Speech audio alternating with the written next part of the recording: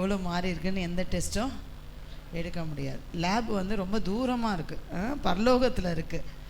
அதுக்கு டெஸ்ட் எடுக்கிற லேப் அங்கே இருக்குது.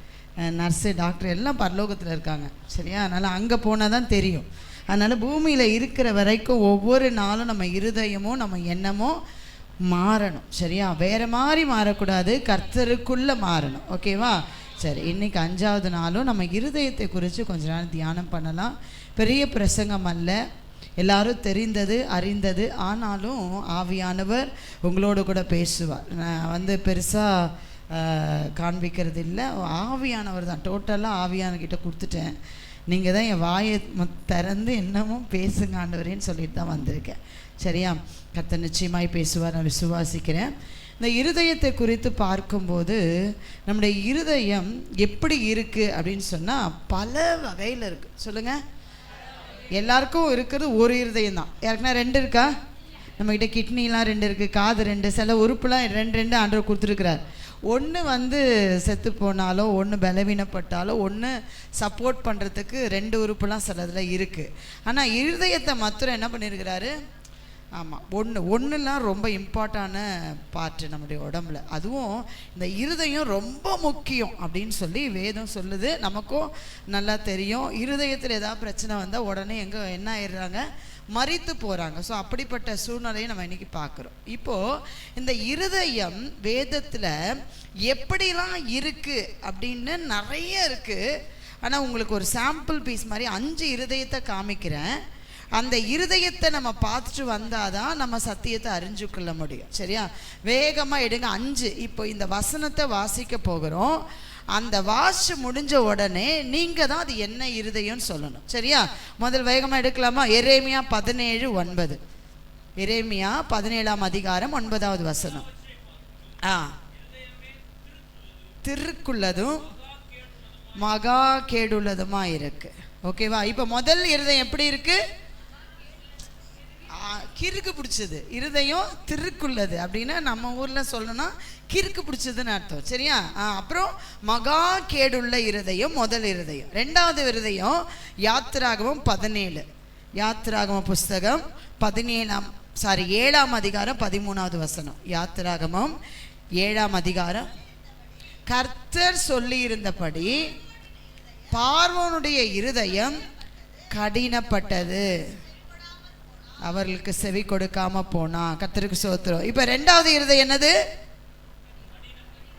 நான் தான் சொன்னேன்ல, வசனம் நீங்கள் வாசிச்சுட்டு முடிவில் என்ன பண்ணணும்? கர்த்தருக்கு ஸ்தோத்திரம் சொன்ன உடனே அது என்ன இருதயம்னு சத்தமாக சொல்லணும், சரியா? கடினமான இருதயம் முதல், திருக்குள்ளதும் கேடுள்ளதுமான இருதயம்னு பார்த்தா. இப்போ 2வது என்ன இருதயம்? கடினமான இருதயம். 3வது ஆதியாகமம் 42:28. ஜஸ்ட் அந்த ஒரு வார்த்தையை வாசிச்சா கூட போதும். ஆதியாகமம் அந்த பாயிண்ட்டை வரைக்கும் வாசிங்கன்னா போதும். 42:28 வாசிங்க. பார்த்து அந்த பாயிண்ட்டை வரைக்கும் படிமா. அந்த இருதயம் எப்படி இருக்கு? அவர்களுடைய இருதயம் சோர்ந்து போய். அப்போ இந்த கர்த்தருக்கு ஸ்தோத்திரம். 3வது இருதயம் என்னது? சோர்ந்து போகிற இருதயம். உடம்புலையே எந்த இருதயம் மோசமானதுன்னு பார்ட்டுன்னா அந்த இருதயம் தான் சீக்கிரமாக என்ன ஆகிடும்? சரீரத்தை விட இருதயம் தான் சீக்கிரமாக சோர்ந்து போகும். இப்போ 3வது சோர்ந்து போகிற இருதயம். 4வதா? 3வது, ஓகே. 4வது உபாகமம் 11ஆம் அதிகாரம் 16வது வசனம். உபாகமம். உங்கள் இருதயம் வஞ்சிக்கப்படாமலும் சேவித்து எச்சரிக்கையாயிருங்கள். இப்ப 4வது இருதயம் எப்படிப்பட்ட இருதயம்? வஞ்சிக்கப்படுகிற இருதயம். அங்க வஞ்சிக்கப்படாமல்னா நீங்க என்ன சொல்லணும்? வஞ்சிக்கப்படுகிற இருதயம். 5வதாக நம்ம பார்க்க போகிற இருதயம் சங்கீதம் 95:10. சங்கீதம் 95:10 வாசிக்கிறோம். 40 வருஷமாய் நான் அந்த சந்ததியை அரோசித்து அவர்கள் வழுவி போகிற இருதயம் உள்ளவர்கள் என்று சொல்லி கர்த்தருக்கு ஸ்தோத்திரம். என்ன இருதயம்? ஓகே, இப்போ 5 இருதயம் சரியா? இந்த 5 இருதயத்தில் முதல்ல என்னது? திருக்குள்ளதும் மகா கேடுள்ளது. மறந்துட்டீங்க பாருங்க. 5வது பார்த்தோன்னா முதல் மறந்துட்டீங்க. சொல்லுங்க, உங்க இருதயம் தான் சரியா? திருக்குள்ளதும் மகா கேடுள்ளதுமான இருதயம். 2வது இருதயம் கடினமான இருதயம். 3வது சோர்ந்து போகிற இருதயம். 4வது வஞ்சிக்கப்படுகிற இருதயம். 5வது வழுவி போகிற இருதயம். சரி, இப்போ இந்த 5 இருதயத்தை பார்த்துட்டோம். இந்த இருதயத்தை யார் பார்க்குறான்னா 1 சாமுவேல் 16ஆம் அதிகாரம் 7வது வசனம் சொல்லுகிறது. 1 சாமுவேல் 16:7 வாசிக்கிறோம். நீ இவனுடைய முகத்தையும் இவனுடைய சரீர வளர்ச்சியும் பார்க்க வேண்டாம். நான் இவனை புறக்கணித்தேன். மனுஷன் பார்க்கிறபடி நான் பாரேன். மனுஷன் முகத்தை பார்ப்பான், கர்த்தரோ இருதயத்தை பார்க்கிறார் என்றார். கர்த்தருக்கு ஸ்தோத்திரம். மனுஷன் எதை பார்ப்பான்? ஆமா, முகத்தை பார்ப்பான். கர்த்தரோ இருதயத்தை பார்க்கிறார். இப்ப இந்த 5 விதமான இருதயத்தை அங்க வசனம் சொல்லுது. ஆண்டவர் சுத்தமான இருதயத்தை பார்ப்போம் அப்படிலாம் சொல்லலை. இங்க இது பொதுவான இருதயம் சரியா? பார்க்கிறார், சுத்தமான இருதயத்தை பார்க்கிறாரு. ஆனா இது பொதுவான இருதயம். அப்ப கர்த்தர் கடினமான இருதயமா இருந்தாலோ, சோர்ந்து போகிற இருதயமா இருந்தாலோ, வழுவி போகிற இருதயமா இருந்தாலோ, வஞ்சிக்கப்படுகிற இருதயமா இருந்தாலோ, மகா கேடுள்ள இருதயமா இருந்தாலோ, வசனம் சொல்லுகிறது கர்த்தரோ இருதயத்தை பார்க்கிறார். நல்லா அறிஞ்சுக்கணும், கர்த்தர் எதை பார்க்கிறாரு? என் இருதயத்தை பார்க்கிறார் என்கிற அந்த ஒரு பயம் நம்ம எல்லாருக்குள்ளேயும் முதலாவது வரணும். ஆண்டவர் தோற்றத்தை பார்த்து செய்கிற தெய்வம் அல்ல, அவர் இருதயத்தை பார்க்கிற தெய்வம். அவர் சுத்தமான இருதயத்தை பார்க்கிறவர் இல்லை, அவர் எல்லா இருதயத்தையும் பார்க்கிறார். உன் இருதயம் கடினப்படும் போது, உன் இருதயம் சோர்ந்து போகும்போது, உன் இருதயம் ஏமாந்து போயிருக்கும் போது, உன் இருதயம் ஆண்டுடைய சமூகத்தை விட்டு விலகி அல்லது வழுவி வெளியே போகும்போது, அந்த இருதயத்தை ஆண்டவர் என்ன பண்ணிட்டு இருக்காரு? பார்த்து கொண்டே இருக்கிறார். நம்ம எப்பவுமே ஜாக்கிரதையா இருக்கணும் பாருங்க. ஏன்னா ஆண்டவர் இருதயத்தை பார்க்கிற ஆண்டவர். இந்த இருதயம் ரொம்ப முக்கியமானது. இந்த இருதயத்துல சில நேரங்களில் எது வேணாலும் நடக்கும் பாருங்க. ரோமர் புஸ்தகத்துல ஒரு வார்த்தை சொல்லப்பட்டிருக்கு, உணர்வில்லாத அவளுடைய இருதயம் இருளடைஞ்சு போச்சு.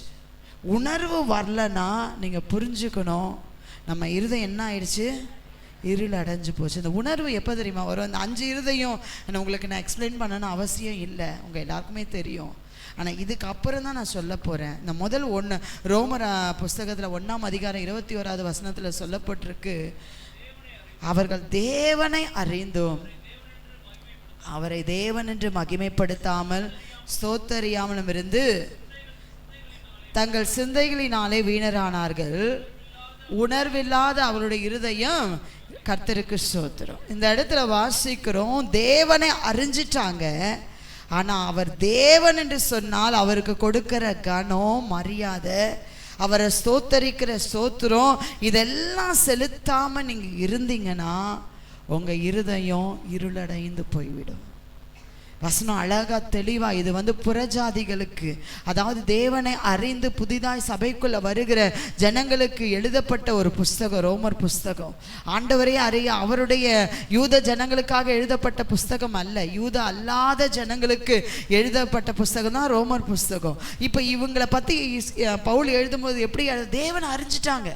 இயேசுவை இன்னைக்கு தெரியாத ஜனங்க இருக்காங்களா? இல்லை, நிறைய எல்லாருக்குமே தெரிஞ்சிருச்சு. ஒரு 60-70% தேசத்துல எல்லா ஜனங்களுக்கும் இயேசுவை தெரிஞ்சிருச்சு. அப்ப தேவனை தெரிந்தால், தேவனை நம்ம அறிந்தோமானால் அவரை என்ன பண்ணணும்? என்ன பண்ணாங்க? வசனத்தை பாருங்க. என்ன பார்க்க வேணாம், நீங்க வசனம் பாருங்க. அவர்கள் தேவனை அறிந்தும் அவரை தேவன் என்று மகிமைப்படுத்தாமலும் ஸ்தோத்தரிக்காமலும் தங்கள் சிந்தனைகளினாலே, ஆமா, அப்புறம் உணர்வில்லாத அவருடைய இருதயம் இருள். ஆண்டவரை அறிஞ்சிட்டோம்னா அவர் தேவன் என்று நம்ம அறிஞ்சிட்டோம்னா அவருக்கு கொடுக்க வேண்டிய மகிமையையும் ஸ்தோத்திரத்தையும் நம்ம செலுத்தணும். நம்ம இருதயத்துல ஆண்டவர் கொடுக்கிற ஸ்தோத்திரம், அவருக்கு கொடுக்கிற மகிமையை நம்ம செலுத்தலைன்னா நம்ம என்ன ஆயிடும்னா வேஸ்டா போயிடுவோம். நம்ம இருதயம் என்ன ஆகிடும்? வேஸ்ட்டாக போயிடும். அப்போ நீங்கள் வேஸ்ட் ஆகாமல் நீங்கள் பெஸ்ட்டாக இருக்கணும்னா உங்கள் இருதயத்தில் கர்த்தர் எப்பவுமே என்ன பண்ணிகிட்டே இருக்கணும்? ஸ்தோத்தரிச்சுக்கிட்டே இருக்கணும், துதிச்சுக்கிட்டே இருக்கணும். அப்போ தான் உங்கள் சரீரத்தில் பாருங்கள் கொஞ்ச நாச்சும் உணர்வு இருக்கும். இப்போ நம்ம ஆண்டவரை துதிக்க துதிக்க, ஆண்டவரை ஆராதிக்க ஆராதிக்க, இந்த வார்த்தையை கேட்க கேட்க கேட்க நம்ம இருதயத்தில் ஒரு பிரகாசம் இருக்கும், நம்மளால் வளர முடியும். ஆனால் இதெல்லாம் அறிஞ்சிட்டோம். இயேசு எனக்கு அற்புதம் செஞ்சுட்டா நீங்கள் அறிஞ்சிட்டீங்க. ஆண்டவரை ஆராதிக்காம ஜெபிக்காம அப்படி இருந்தீங்கன்னா கொஞ்ச நாள் என்ன ஆகிடும் தெரியுமா? அப்படியே ஒரு மாதிரி ட்ரையாக போக ஆரம்பிச்சிடுவீங்க. அதுக்கப்புறம் என்ன ஆகிடும்னா கொஞ்ச நாள் முன்னாடி உணர்வு இருக்கும். என்ன உணர்வு இருக்கும்? ஒரு சின்ன பொய் சொன்னால், ஒரு சின்ன பாவம் செஞ்சால், ஒரு தவறு செய்யும்போது ஆவியானவர் என்ன பண்ணுவார்? உணர்த்துவார். ஆனால் அதுக்கே நீங்கள் ஆண்டவரை கனம் பண்ணல, மகிமைப்படுத்தலை, அப்படியே ஜெபம் பண்ணாமல் அப்படியே இருந்தீங்கன்னா பாவம் செய்யும்போது என்ன வராது? உணர்வு வராது. உணர்வு வராது எப்படி கண்டுபிடிப்பீங்க சொல்லுங்கள்? சரீரத்தில் இப்போ கையிலலாம் என்ன பண்ணுது? கில்னா வலிக்குதுல்ல, வலியே இல்லைன்னா அதுக்கு பேர் என்ன சொல்லுவாங்க? அதே மாதிரி தான் நம்ம இருதயம் மறுத்து போயிடும். கொஞ்ச நாள் உணர்வு ஆண்டவர் கொடுத்துட்டு இருப்பார். நீ பாவம் செய்யும்போது ஏன்னா நீ மனம் திரும்பி வரணும்னு. ஆனால் நீ அதுக்கு ஆண்டவருடைய வார்த்தைக்கு செவி கொடுக்காம, ஆண்டவர் கொடுக்க வேண்டிய கணத்தை நம்ம கொடுக்காம, நம்ம இருதயத்தை கடினப்படுத்தி, நம்ம இருதயத்தை வஞ்சகத்துக்கு ஒப்பு கொடுத்து, நம்ம இருதயத்தை மகா கெடுக்கு ஒப்பு கொடுத்து நீங்கள் இப்படியே இருந்தீங்கன்னா கொஞ்ச நாளில் உணர்வே இல்லாமல் போயிடும். முடிவு அது கூட சீக்கிரட்டு என்னது? நம்முடைய இருதயம் இருளடைஞ்சு உணர்வு வருதாமல் நம்ம என்ன பண்ணிடணும்? மனம் திரும்பிடணும். ஆண்டவர் வார்த்தை வருதா உடனே நம்மளை என்ன பண்ணணும்? சரண்டர் பண்ணிடணும். ஆண்டவர் இன்னைக்கு பேசுகிறாரா? கரெக்ட், என் கூட தான் ஆவியானவர் பேசுகிறார். ஓகே ஆண்டவர், என்ன பண்ணிடுறேன், நான் ஒப்பு கொடுத்துறேன் அப்படி நீங்கள் சொன்னீங்கன்னா உங்கள் இருதயத்தில் இயேசு என்கிற அவருடைய வார்த்தை உங்களுக்கு என்னவா இருக்கும்? வெளிச்சமாக இருக்கும். உங்கள் இருதயம் எப்பவுமே என்னவா இருக்கும்? பிரகாசமாக இருக்கும். ஆண்டவரை துதிச்சுக்கிட்டே இருப்பீங்க, ஆண்டவரை பாடிக்கிட்டே இருப்பீங்க, ஆண்டவரை சோத்தரிச்சுக்கிட்டே இருப்பீங்க. அப்படி இருக்கும்போது பாவம் உங்ககிட்ட என்ன பண்ண முடியாது? வரவே முடியாது. இருள் இருக்கிற இடத்துல தான் என்ன அதிகமாக இருக்கும்? பாவம் அதிகமாக இருக்கும். உன் இருதயத்தில் வெளிச்சம் இருந்ததுன்னா உன் வாழ்க்கையில் என்ன வராதுன்னா பாவங்கள் உள்ள என்ன பண்ணாது? வராது. சரி, இப்போ நம்ம சில காரியங்களை நம்ம பார்க்க போகிறோம். நீதிமொழிகள் 17:3 சொல்லுகிறது, நீதிமொழிகள் 17ஆம் அதிகாரம் 3வது வசனம் சொல்லுகிறது,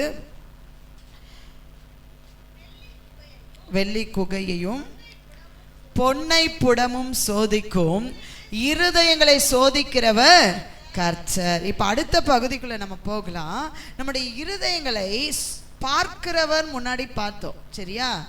ஆனா இப்ப ரெண்டாவதுல ஆண்டவர் சொல்றாரு, உன் இருதயத்தை சோதிக்கிறவர் கர்த்தர். பார்க்கிறது வேற, சோதிக்கிறது வேற. இப்ப சாப்பாடு கொண்டு வந்து வச்சா பார்க்கறது, பார்த்தோன்னா பசி போயிடுமா?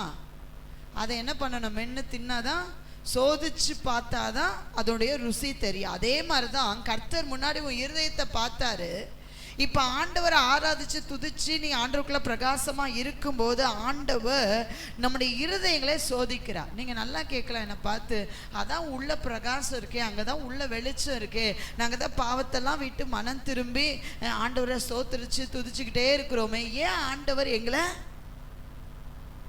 உங்களன்றது உங்க இருதயத்தை ஏன் ஆண்டவர் சோதிக்கணும் அப்படின்னு நீங்க கேட்கலாம். இப்ப அதுக்கு முன்னாடி வசனம் என்ன சொல்லுச்சு? வெள்ளிய குகையும் பொன்னை புடமும் சோதிக்கும். வெள்ளியும் பொண்ணும் எவ்வளோ சோதிக்கப்படுதோ அப்போதான் என்ன ஆகும்? பிரகாசிக்க முடியும். நீங்க யூடியூப்லாம் வச்சிருப்பீங்க, கோல்டு எடுத்து எப்படி அதை கம்மல் செயின் எல்லாம் பண்றாங்கன்னு எடுத்து பாருங்க. பூமியிலேருந்து எடுக்கிறதுலேருந்து எடுத்து பாருங்க. அது களிமண் மாதிரி தான் இருக்கும். கோல்டு எடுத்தோன்னே நம்ம காதில் இருக்கிற கம்மல் மாதிரி இருக்காது. அப்படியே ஜிஆர்டியில் போய் தோண்டி கம்மலாக எடுத்துகிட்டு வரான், நெக்லஸாக எடுத்துகிட்டு வரான், இல்லை, அது மண்ணோடு ஒட்டி இருக்கும். ரொம்ப மண் சைஸில் தான் இருக்கும் அந்த சில கோல்டுலாம். அதை எடுத்து அந்த மண்ணிலேருந்து எடுத்து அதை சலிச்சு அதை கழுவி அப்புறம் அதை எடுத்துகிட்டு வந்து அதை போட்டு போட்டு போட்டு என்ன பண்ணுவாங்கன்னா அக்னியில் போட்டு உருக்கிக்கிட்டே இருப்பாங்க. ஒரு சாதாரண ஒரு கோல்டு இல்லை, ஒரு சாதாரண என்ன இரும்பில் போடுறாங்களா வளையல், அந்த வளையலை நேற்று அது என்னோட கை தவறி அது வந்துடுச்சு. நான் போய் அதை சர்ச் பண்ணிலாம் பார்க்கல. பார்த்துட்டு இருக்கும்போது ஏதாவது ஒரு மெக்கானிக்கு ஒரு காரோட பார்ட் ஏதோ செய்கிறான் போல இருக்கு, என்ன தான் செய்கிறான்னு பார்க்கலான்ட்டு பார்த்தா கடைசியில் அது முடிவிலே விளங்குச்சு. ஒரு கவரிங் வலையெல்லாம் வந்துச்சு. அவன் வெட்டும் போது எப்படின்னா, நம்ம ஷெட்டு போட்டிருக்கோமே தகரம், அதை என்ன பண்ணா மெலிசா வெட்டினா. நான் என்ன நினச்சேன்னா, அவன் ஏதோ ஒரு நம்ம பார்ட்ட மாதிரி செய்ய போகிறான் இரும்புலன்னு. கடைசியில் பார்த்தா பெண்கள் அணிகிற வளையல். இப்போ இதெல்லாம் பார்க்கும்போது இதெல்லாம் பார்க்கலாம், தேவையில்லாத இந்த ரீல்ஸை பார்த்து வாழ்க்கையை வீணாக ஆக்குறத விட இந்த மாதிரி நல்ல காரியங்களை பார்க்கலாம். எவ்வளோ நம்மளுடைய ஊர்லலாம் நிறைய மெஷின்ஸ் எல்லாம் வந்துருச்சு. இதை அழகாக கட் பண்ணி போட்டு என்னென்னமோ ஆசிட்லாம் போட்டு கடைசியில் அது ஒரு கவரிங் வலையெல்லாம் வெளில விட்டேன். இதுக்காடா இவ்வளோ ப்ராசஸ் நடக்குதுன்னு நினச்சேன். அதே மாதிரி தான் தங்கம் அப்படியே நீ களிமண்ணாக எடுத்து காதில் மாட்டினா பித்தளையான்னு கேட்பாங்க. அது எந்த அளவுக்கு அக்னிக்குள்ளே போதோ, அது எவ்வளவு அக்னிக்குள்ளே போய் சுத்தமாய் மாறுதோ அந்த அளவுக்கு அது நம்ம காதுகளிலையும் கழுத்துலையும் என்ன பண்ணுது, ஜொலிக்குது. அதே மாதிரி தான் நம்முடைய இருதயம் எவ்வளவு தேவனால சோதிக்கப்படுகிறதோ அந்த அளவுக்கு உங்கள் வாழ்க்கை என்ன பண்ணும், ஆண்டவருக்காக ஜொலிக்கும். அந்த ஜொலிக்கிறதுக்கு தான் ஆண்டவர் என்ன பண்ணார், இருதயத்தை சோதிக்கிறார். இப்போ நான் கொஞ்சம் பழைய ஏற்பாட்டுக்குள்ளே போய் தியானிச்சு ஒரு பக்கமே எழுதிட்டேன். ஆனால் ஆண்டவர் அப்படியே திருப்பி அதை நீ நாளைக்கு பண்ணு, இன்னைக்கு இதை பேசு அப்படின்னு சொல்லி ஆவியானவர் என்னை தள்ளினதுனால இந்த பக்கம் புதிய ஏற்பாடுக்கு வந்தேன். ஏன்னா இன்னைக்கு திருச்சபை நமக்கு ரொம்ப முக்கியம். இன்னைக்கு திருச்சபையில் நடந்த 3 சம்பவங்களை நம்ம பார்க்கலாம்.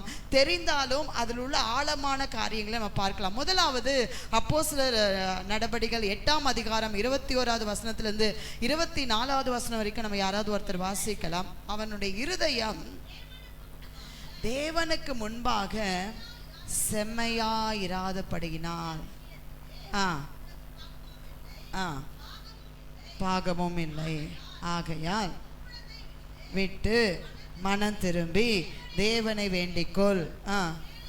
ஒருவேளை உன் இருதயத்தின் எண்ணம், கர்த்தருக்கு ஸ்தோத்திரம். போதும் 2 வசனம், கர்த்தருக்கு ஸ்தோத்திரம். இந்த இடத்துல நம்ம வாசிக்கிற உன் இருதயம் தேவனுக்கு முன்பாக எப்படி இல்லை, செம்மையா இல்லை, கரெக்டா இல்லை. நம்ம இருதயம் இவங்க இந்த 3 சம்பவமே ஒரு ஆதி அப்போஸ்தலர் சபைக்குள்ள நடந்தது.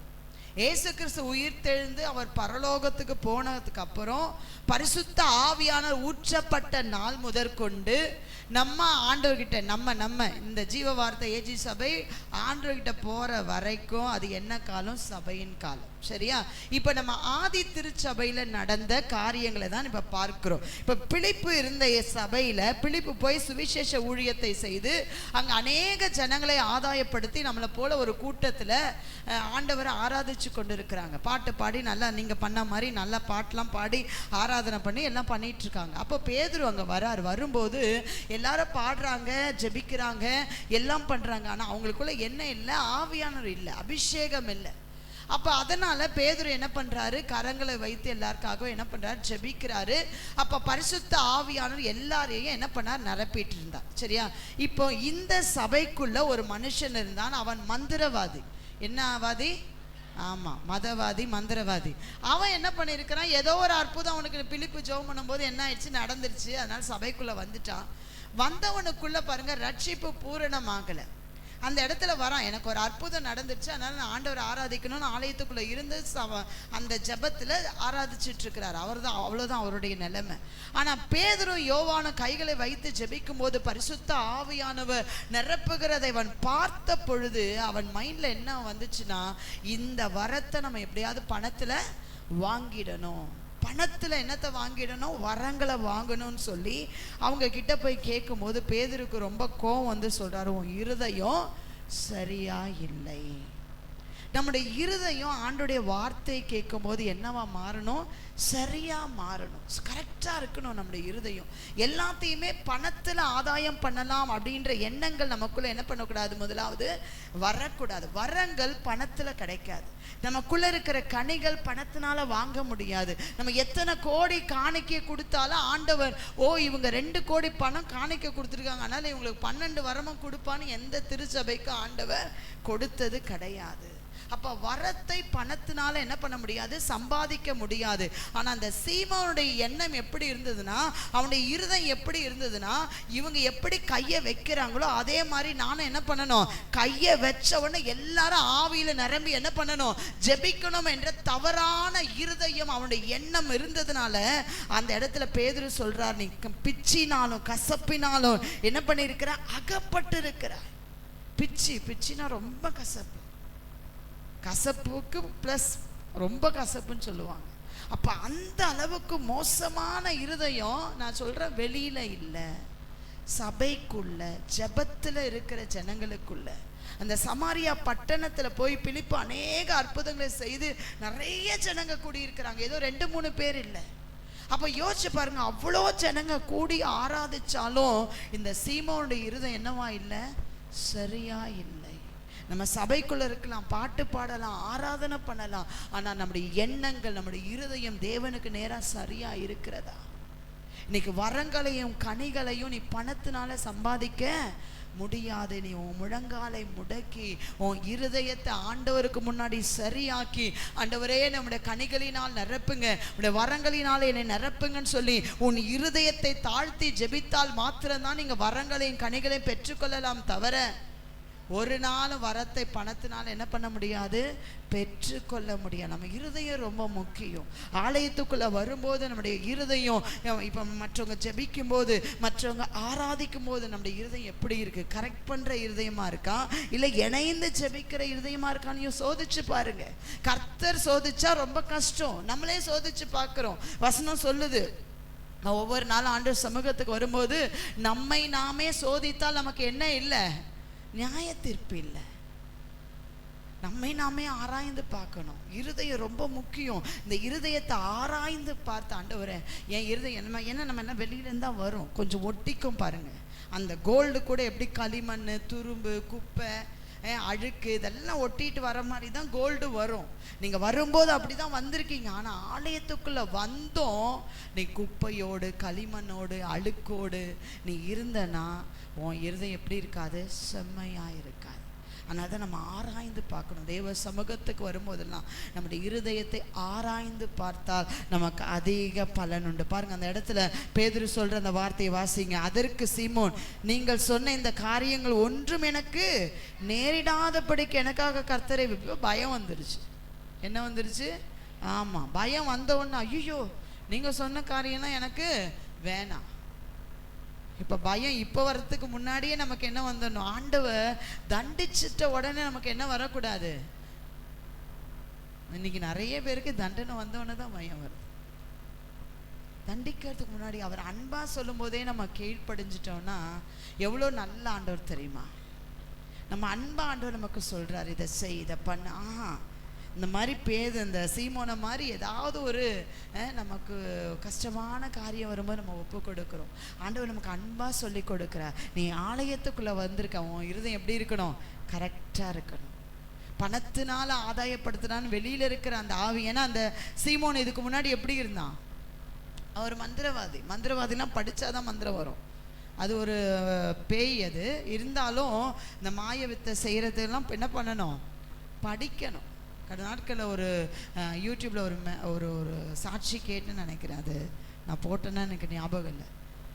ஒரு மனுஷன் பாருங்கள், இன்னைக்கு ஆண்டவருக்குள்ளே ஒரு ரட்சிக்கப்பட்ட ஊழியத்தை செய்து கொண்டு இருக்கிறார். ஒரு நல்ல வாலிபன். அவன் சிறு வயதில் இருக்கும் போதே அவங்க அப்பா சொன்னாராம், நீ வந்து படித்து இதெல்லாம் பண்ணாதடா, இதில் பிஸ்னஸ் நிறைய இருக்குடான்னு சொன்னோடனே அந்த பையன் 15 வயசு ஆகும்போது அவன் போயிட்டு கேரளாவில் போய் பணம் கட்டி அவர் அந்த மாய வித்தைகளை கற்றுக்கிட்டு வந்து கேரளாவில் அதே மாதிரி செய்வாராம். பயங்கரமான மந்திரவாதி. இப்படியே நாட்களே போயிட்டு எல்லாரையும் கொல்றதும், மற்றவங்களுக்கு சூனிய வைக்கிறதும், அடுத்த குடும்பத்தை ரெண்டாக்குறதும், இதே தான் அவருடைய பொழப்பே. அதான் பணம் வந்துச்சு, நிறைய பணம் வந்துச்சா. ஆனால் இருதயத்தில் என்ன வரல, சமாதானம் வரல. ஒரு விதமான அலக்களிப்பு. படுத்தா தூக்கம் இல்லை, சாப்பாடு இருந்தால் சாப்பிட முடியல. ஏன் என்று சொல்லி ஒரு நாள் இப்படி கேட்டுட்டு இருக்கும்போது ஒரு ரோட்டில் போகிற ஒரு ஊழியக்காரர் வந்து ஒரு ட்ராக்ஸ் கொடுத்தாராம். ஆண்டவனை நேசிக்கிறான்னு. இவருக்கு பயங்கர கோவம் வந்துடுச்சான். நானே எல்லாரையும் இது பண்ணிகிட்ருக்கிறேன், இவர் வந்து என்னை நேசிக்கிறேன்னு சொல்லி ட்ராக்ஸ் கொடுக்குறாருன்னு சொல்லி அதை படிக்கும்போது ஆண்டவர் அவர் இருதயத்தில் ஒரு பிரகாசத்தை கொடுத்தார். உடனே பாருங்கள், அவர் சொல்கிறாரு, நான் சுடுகாட்டிலேயே வாழ்ந்தேன், இப்படியே தான் நான் வாழ்ந்தேன், எனக்கு குடும்பம் கிடையாது, ஒரு சந்தோஷம் கிடையாது, மற்றவங்களுடைய வாழ்க்கையை கெடுக்கிறதே என் பொழப்பாக இருந்துச்சு.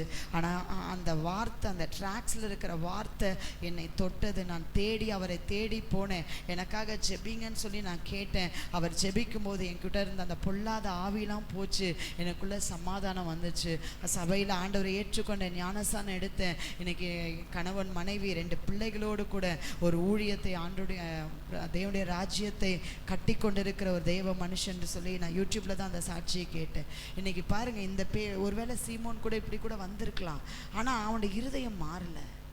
அந்த பழைய ஆவி எப்படி அன்னைக்கு பணத்தினால மாய வித்தையை கற்றுக்கொண்டு எல்லாரையும் ஏமாற்றி கொண்டிருந்தானோ அதே போல அவன் சபையிலையும் செய்யலான்னு நினைச்சிருந்தான். ஏன்னா பிலிப்புக்கு அந்த வேலை செய்ய தெரியல. பிலிப்புடைய வேலை அற்புதம் செய்தாரு, சுவிசேஷம் சொன்னாரு. அப்போ ஆவியானவர் ஊற்றப்படுகிற வேலையை பிலிப்பால செய்ய முடியலன்னு யாருக்கு தெரிஞ்சிருக்கு? அதான் தந்திரம், இருதயத்தின் தந்திரம். அதனால இந்த பேதுரும் யோவானும் எப்படியே கிளம்பிடுவாங்க. நம்ம என்ன பண்ணலாம், இங்கே வித்தையை காமிச்சிட்டு இருக்கலாம், அதனால இந்த வித்தையை நம்ம கற்றுக்கொள்ளலான்னு சொல்லி தான் பணத்தை கொடுத்தா. அதான் ஆண்டவர் சொல்றாரு, உன் இருதயம் கசப்பிலும் கசப்பிலும் என்ன பண்ணிருக்கு, ஊறி இருக்குன்னு சொல்லி. அவனுடைய வாழ்க்கை முடிவு எப்படி போச்சுன்னு தெரியாது. அந்த வசனத்தோடு அவன் வாழ்க்கை முடிஞ்சு போச்சு. அதனால தான் நம்ம ரொம்ப ஜாக்கிரதையாக இருக்கணும். 2வதாக அப்போஸ்தலர் 5ஆம் அதிகாரம் 3வது வசனம் நம்ம வாசிக்கலாம். அப்போஸ்தலர்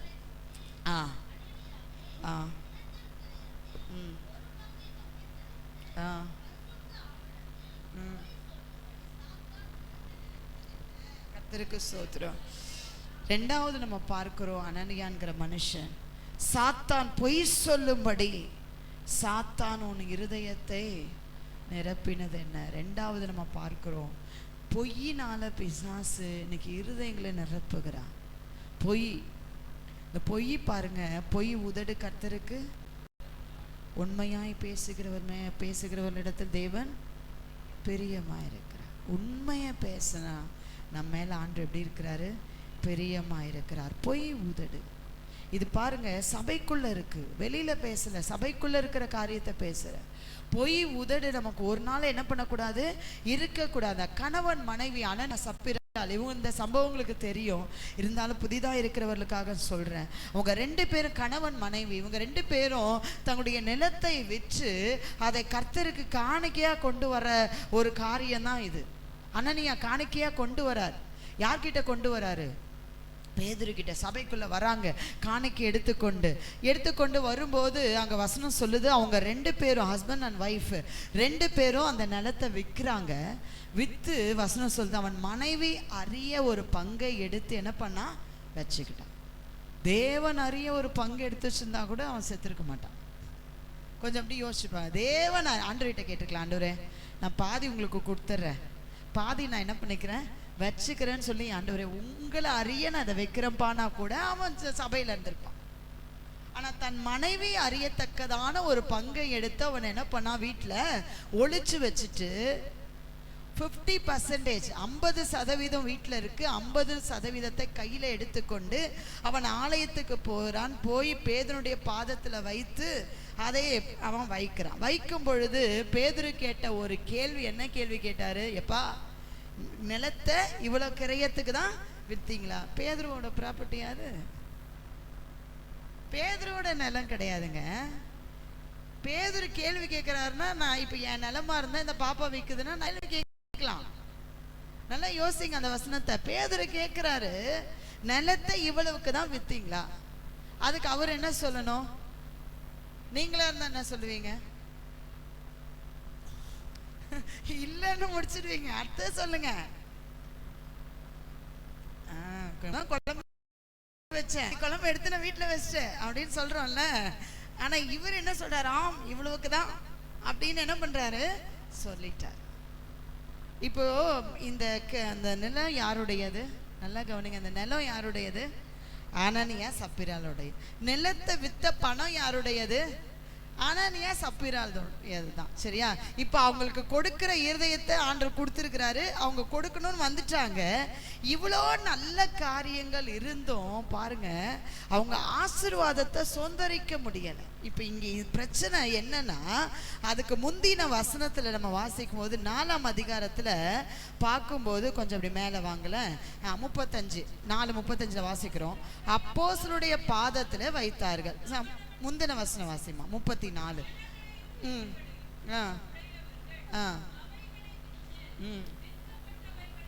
கிரயத்தை கொண்டு வந்து அப்போஸ்தலருடைய பாதத்திலே வைத்தார்கள்.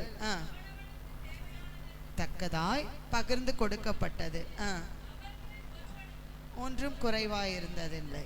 சரியா? இப்ப அடுத்த வசனம். சீப்புரு தீவானும் லேவியனும் அப்போஸ்தலராலே ஆறுதலின் மகள் என்று அர்த்தம் கொள்ளும் பர்னப்பா என்று மறுபெயர்பட்ட யோசே என்பவன் தனக்கு உண்டாயிருந்த நிலத்தை விற்று அதன் கிரயத்தை கொண்டு வந்து. நல்லா கவனிங்க, சபையில நடக்கிற, கர்த்தருக்கு ஸ்தோத்திரம், சபையில நடக்கிற ஒரு காரியம் என்னன்னா, இப்போ அப்போஸ்தலர் எல்லாம் அந்த இடத்துல கூடி வந்துட்டாங்க. இப்போ அங்கே இருக்கிற ஜனங்க எல்லாருக்குள்ளேயும் ஆவியானவர் ஊற்றப்பட்டபடியினால அவங்களுக்கு அந்த சுயநலங்கள் மாறிடுச்சு. நல்லா கவனிங்க, இந்த வசனத்தை ஆழமாக கவனிச்சாதான் நம்ம வாழ்க்கை மாறும். இப்போ என்னன்னா, அந்த ஆலயத்துக்குள்ள எல்லாரும் ஆவியானவரால் நிரப்பப்பட்டதுனால அவங்களுக்கு அந்த சுயநலம் போயிடுச்சு. இது என்னது அப்படிங்கிற அந்த சுயநலம் போயிடுச்சு. சரியா? இப்போ எல்லாருக்குள்ளேயும் ஒரு வாஞ்சை வந்துருச்சு. என்னன்னா, நான் ஆண்டவருக்காக எல்லாத்தையும் கொடுத்துறேன், எனக்குன்னு எதுவுமே வேணாம். நான் இனி என்ன பண்ணிட போறேன், இதே இடத்துல ஆலயத்திலேயே நான் என்ன பண்ணிட போறேன், தங்கிட போறேன். எனக்கு வீடுலாம் என்ன வேணாம், எங்களுக்கு வீடு சொத்து சுகம் எதுவும் நலம் போல எதுவுமே எங்களுக்கு வேணாம். நாங்கள் எப்பவுமே ஜெபத்திலும் வேண்டுதலிலும் ஆண்டவர் சமூகத்தில் என்ன பண்ணிடலாம், தரித்திருந்தலாம் அப்படின்னு சொல்லி எல்லாருக்குள்ளேயும் வாஞ்சை வந்துருச்சு. இப்போ ஒரு 8000 பேர் ஒரு இடத்துல கூடி வர்றாங்கன்னா அவங்களால எத்தனை நாள் சாப்பிடாம இருக்க முடியும்? இருக்க முடியாது. அப்போ அவங்களுக்கு என்ன வேணும்? சாப்பாடு வேணும், வசதி வேணும். இப்போ அதனால பொதுவாக என்ன ஆச்சுன்னா, சபையில் ஒரு அறிவிப்பு, இப்போ எல்லாருக்கும் தேவைகள் இருக்குது. அதனால இந்த ஆஸ்தி ஐஸ்வர்யெல்லாம் வச்சிருக்கிறவங்க என்ன பண்ணாங்கன்னா, நாங்கள் எங்கள் வீடெல்லாம் விற்றுட்டு என்ன பண்ணிடுறோம், ஆண்டவருக்கு கொண்டு வந்து கொடுத்துறோம் அப்படின்னு சொல்லி தீர்மானம் பண்ணி, அங்கே பர்னப்பாஸ்னு ஒருத்தர் இருக்கிறார், பர்னப்பான்றவர் என்ன பண்றாருன்னா, தன்னுடைய நிலங்களையும் தன்னுடைய வீடையும், அங்க வசனம் சொல்லுது, தனக்கு உண்டாயிருந்த நிலத்தை விற்று அதன் கிரயத்தை கொண்டு வந்து யாருடைய பாதத்துல வச்சா? இப்ப இத பார்த்த உடனே அனனியா சப்பீராளுக்கு, பாத்தியா எல்லாத்தையும் என்ன பண்ணிட்டான், வித்துட்டான். இப்போ சர்ச்சில் என்ன, யார் பேர் தான் முன்னாடி வரும்? எல்லாத்துக்கும் பர்னப்பா. பிரதர் பர்னப்பா ஜோம் பண்ணுங்க, பிரதர் பர்னப்பா சாங் பாடுங்க, பிரதர் பர்னப்பா. ஐயோ, பர்னப்பா பேர் என்ன ஆயிடும் சர்ச்சில், பிரதிபலிக்குமே அப்படின்னு சொல்லி இந்த அனனியா சப்பீரானுடைய இருதயம் கட்டுக்க. முன்னாடி 5 இருதயம் அதுக்கு தான் காமிச்சேன். ஏன்னா அந்த 5 இருதயம் எப்படி இருந்துச்சு, அதில் ஒரு இருதயம் சொல்லுங்க பார்க்கலாம், கடுக்கடுக்கன்னு பார்வோன் இருதயம் மாதிரி அப்படி கடினமாயிடுச்சு.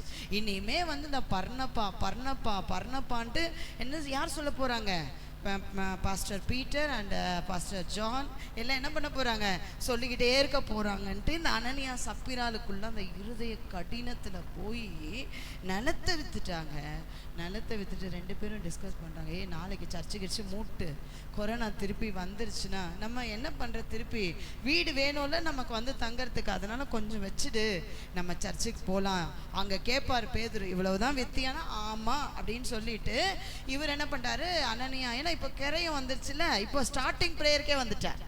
எப்பவுமே அவங்க பொதுவாக வர்ஷிப் முடிஞ்சு தான் வரவங்க அவங்க ஃபேமிலி. இப்போ கையில் காணிக்க வந்தோன்னே அப்படி ஒரு கெத்து வரும்ல, அதுக்காக அப்படியே கொஞ்சம் இமேஜின் பண்ணி இப்படி தான் பைபிளை இன்ட்ரெஸ்டாக படிக்கணும். சரியா? இப்போது அப்படியே கெத்தா அப்படியே காணிக்க எடுத்துக்கிட்டு ஒரு 2 மூட்டை எடுத்துக்கிட்டு அப்படியே உள்ளே வரார் அனனியா. எல்லாரும் ஆரம்பிச்சு சோத்துரும் சோத்துரும் சோத்துரும். யார் பார்க்குறா? அனனியாவை பார்க்குறான். கொண்டு நேராக வச்சுட்டார். இப்போது ரெகுலர் டைமில் யார் வரா? ஒய்ஃபு. ஏன்னா அந்த அம்மா கொஞ்சம் மேக்கப்லாம் போட்டு பொறுமையாக குளிச்சு கிளம்பி மதியத்துக்கு சாப்பாடாக்கி எல்லாம் பண்ணிவிட்டு 3 ஹவர். இப்போ ஆராதனையாக பாருங்கள் எத்தனை ஹவர் நடந்திருக்கு. உங்களுக்கு 2.5 மணி நேரம் வச்சா அதில் முதல் 1 மணி நேரம் காணும், அடுத்த அரை மணி நேரம் காணும். 1 மணி நேரம் போதும். இயேசுநாதரே சொல்லிட்டார் 1 மணி நேரம். சொல்லுங்கப்பா வசனத்தை. நம்ம நம்ம கொஞ்சம் அதை உங்களை சொல்கிறேன், வெளில இருக்கவங்கள சொல்கிறேன். நீங்களே நல்லவங்க, ஆரம்ப ஜபத்துலேருந்து உட்காந்துருக்கீங்க. 6:30 மணியில் நான் பார்த்துட்டு தானே இருக்கேன். எல்லாரும் சீக்கிரம் வந்துடுறோம். கர்த்தருக்கு ஸ்தோத்திரம். சில பேர் வேலை நிமித்த தாமதமாக, எல்லாம் குறையா நம்ம சொல்லலை. இதெல்லாம் நம்ம வசனத்தை நம்ம பார்க்கும்போது தான் நம்ம வாழ்க்கை மாறும். இந்த அம்மா ரெகுலர் வர டைமு எல்லாம் சாப்பாடெல்லாம் ஆக்கி ரெடி பண்ணி வச்சுட்டு என்ன பண்ணுது, 3 hour கழிச்சு வருது. இப்போ முதல் ஜபத்தில் வச்ச உடனே இவர் ஜெபம் பண்ணிக்கிட்டு இருந்த பேதுருக்குள்ள ஆவியான சொல்கிறார், நீ கேள். உடனே ஜபத்தை நிறுத்திட்டேப்பா, நிலத்தை இவ்வளவுக்கு தான் விற்றீங்களா? உடனே அவர் சொல்கிறார், ஆமாம் பாஸ்டர், இவ்வளவுக்கு தான் நாங்கள் விற்றோம் அப்படின்னு சொன்ன உடனே அவர் சொல்கிறாரு, உன் இருதயம் யாரால் சோதிக்கப்பட்டிருக்கு? பிசாசு, பரிசுத்த ஆவியானவர்கிட்ட ஏன் நீ பொய் சொல்லும்படி பிசாசு உன் இருதயத்தை நிரப்பினது என்ன? நல்லா கவனிங்க. நம்ம பொய் சொல்கிறதுக்கு முன்னாடி யோசிங்க. நம்ம யாரிடத்துல அதுக்குன்னு வெளியில் இருக்க எல்லார்கிட்டையும் பொய் சொல்லலாம், சர்ச்சில் வந்தால் மாத்திரம் உண்மையை பேசணும்னு நினச்சிக்கூடாது. நம்ம பரிசுத்த ஆவியான் ஃபஸ்ட்டு எங்கே இருக்கார் சொல்லுங்கள், அதை சொல்லுங்கள் ஃபஸ்ட்டு. அப்போஸ்தலர் 2ஆம் அதிகாரத்தில் இருக்கிறாரா? நமக்குள்ள இருக்கார். அப்ப பரிசுத்த ஆவியான் கிட்ட பொய் சொல்லக்கூடாதுன்னா பரிசுத்த ஆவியான் எங்க இருக்காரு? எனக்குள்ள இருக்காரு. அப்ப உள்ள இருந்துதான் என்ன வருது? பொய் வருது. பொய் பிசாசு வந்து தலைக்கு மேல வைக்க மாட்டான். பொய் எங்க இருந்து வருது? இருதயத்துல இருந்து வருது. பரிசுத்த ஆவியானவர் எங்க இருக்காரு? இருதயத்துல தான் இருக்காரு. அப்ப நல்லா கவனிங்க, உள்ளத்துல இருந்து தான் பொய் வருது. அப்ப ஆண்டவர் நம்ம உள்ள இருக்கிறார். அவருக்கு முன்னாடி என்ன சொல்லக்கூடாது? பொய் சொல்லவே கூடாது. பணம் அவனுடையது தான், நிலம் அவனுடையது. ஆனா அவனுடைய எண்ணம் மாறிடுச்சு. அவனுடைய இருதயம் பொய்யினால நிரப்பப்பட்டுச்சு. எண்ணம் என்னன்னா, நான் சர்ச்ல பெரிய ஆளா என்ன பண்ணணும், காட்டணும்ன்றது எண்ணம். அவனுடைய இருதயம் பொய்யினால நிறைஞ்சதுனால பேதுரு கேட்ட உடனே, பேதுரு நீ நாசமா போவன்னு சொல்லல, நீ விழுந்து சாவன்னு சொல்லல, ஏசு நம்மள ஒழிஞ்சு போன்னு சொல்லல. அவர் சொன்ன நல்லா கவனிங்க. உடனே பாஸ்டர் சபிச்சார் நீங்க நினைச்சுக்க கூடாது. பொய் சொல்லும்படி சாத்தான் உன் இருதயத்தை நிரப்பினதுன்னு, அதை விற்கும் முன்னே அது உன்னுடையது, அதை விற்ற பின்பும் அதன் கிரையும் உன் வசத்தில் இருக்குது. அப்புறம் ஏன் நீ இப்படிப்பட்ட, நீ உன் இருதயத்தில் இப்படிப்பட்ட எண்ணம் கொட்டினது என்ன? நீ மனுஷரிடத்துல அல்ல, தேவனிடத்துல போய் சொன்னாய். கர்த்தருக்கு முதலே சொன்னேன், மனுஷன்தான் முகத்தை பார்ப்பான், கர்த்தர் எதை பார்ப்பாரு? இருதயத்தை பார்ப்பார். அப்போ நீ பொய் எங்க சொல்லியிருக்கிற?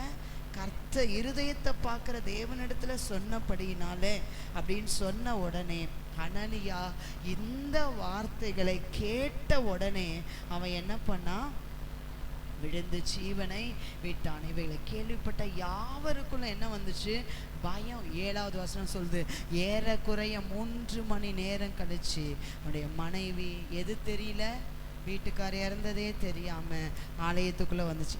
இதுல ஒரு ரகசியம் இருக்கு. இந்த 3 மணி நேரத்துல பாருங்க, மற்ற விசுவாசி ஃபோன் பண்ணி சொல்லல.